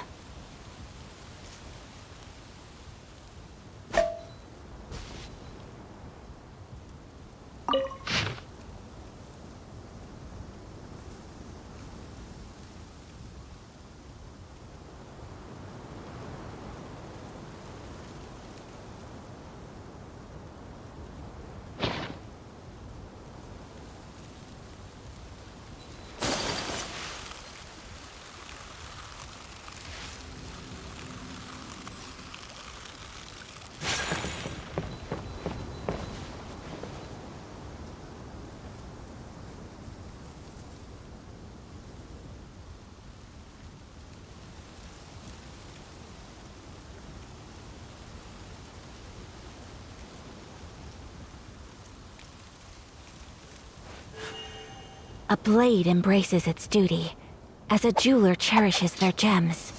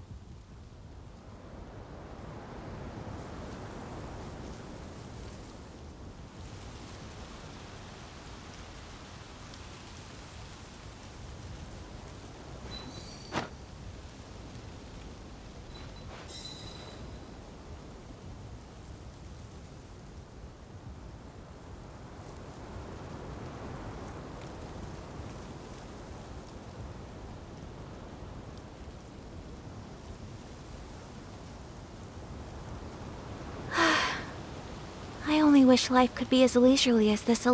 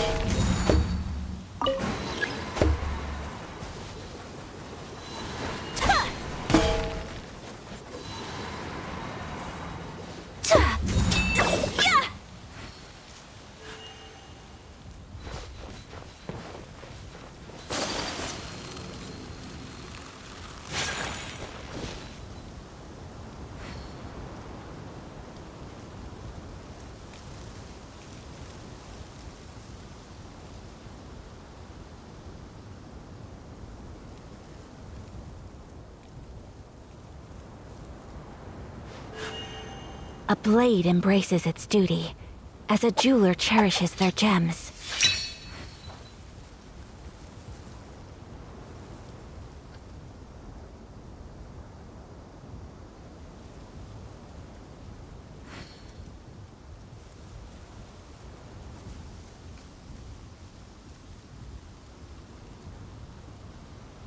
So this is a day in the life of the traveler.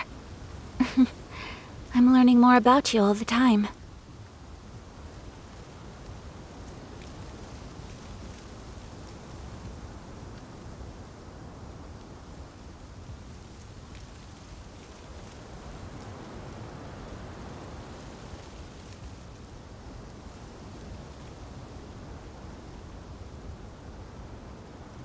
A blade is like a tea leaf.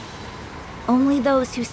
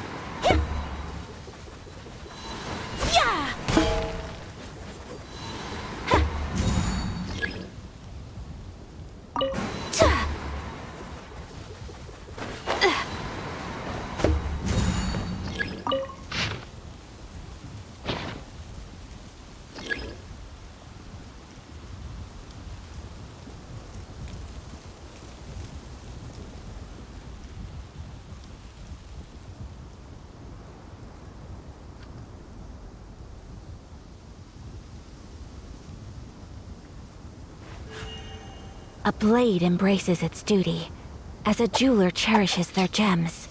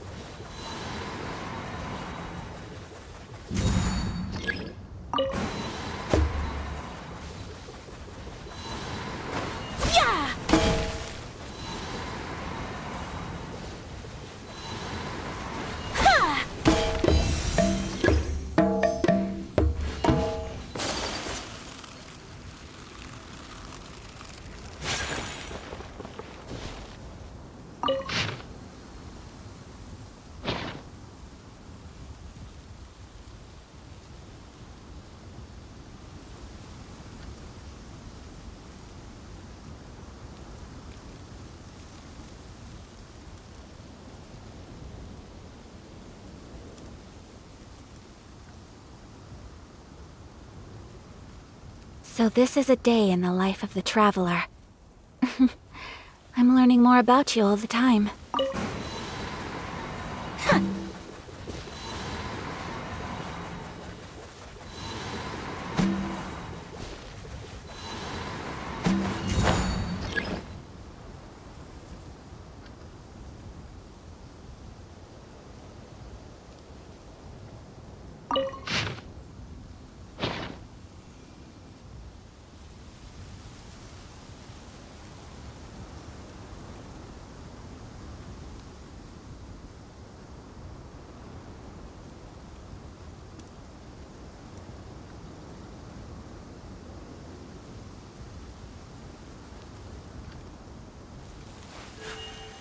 A blade.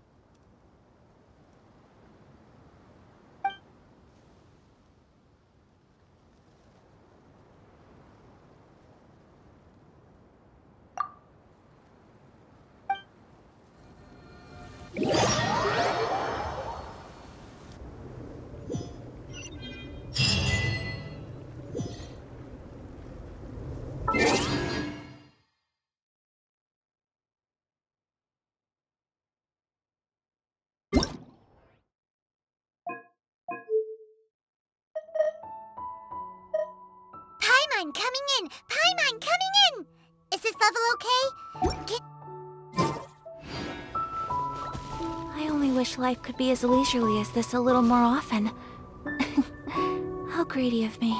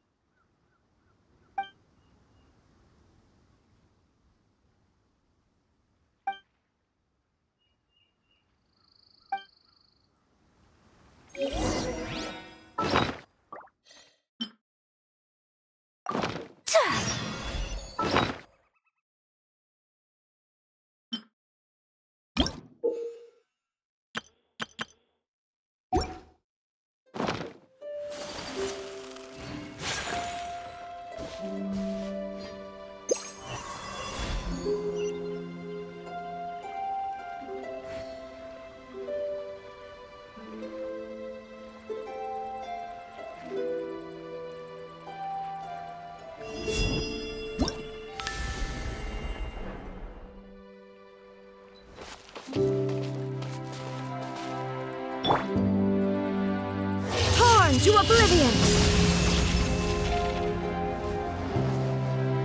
Shine down!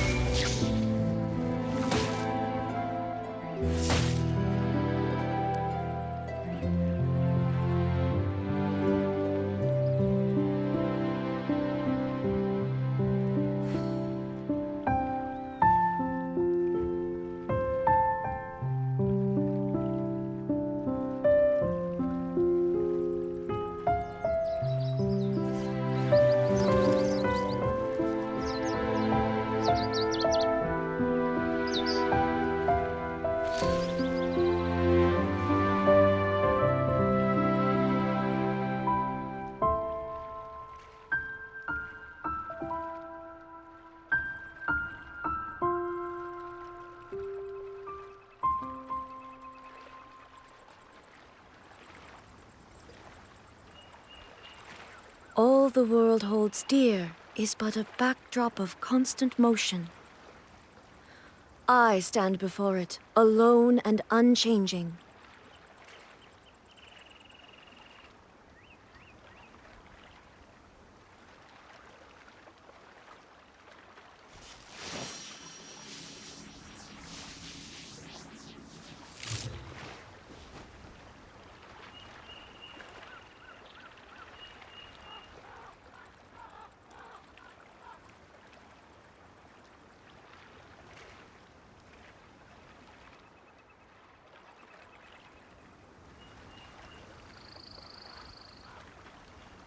The world remains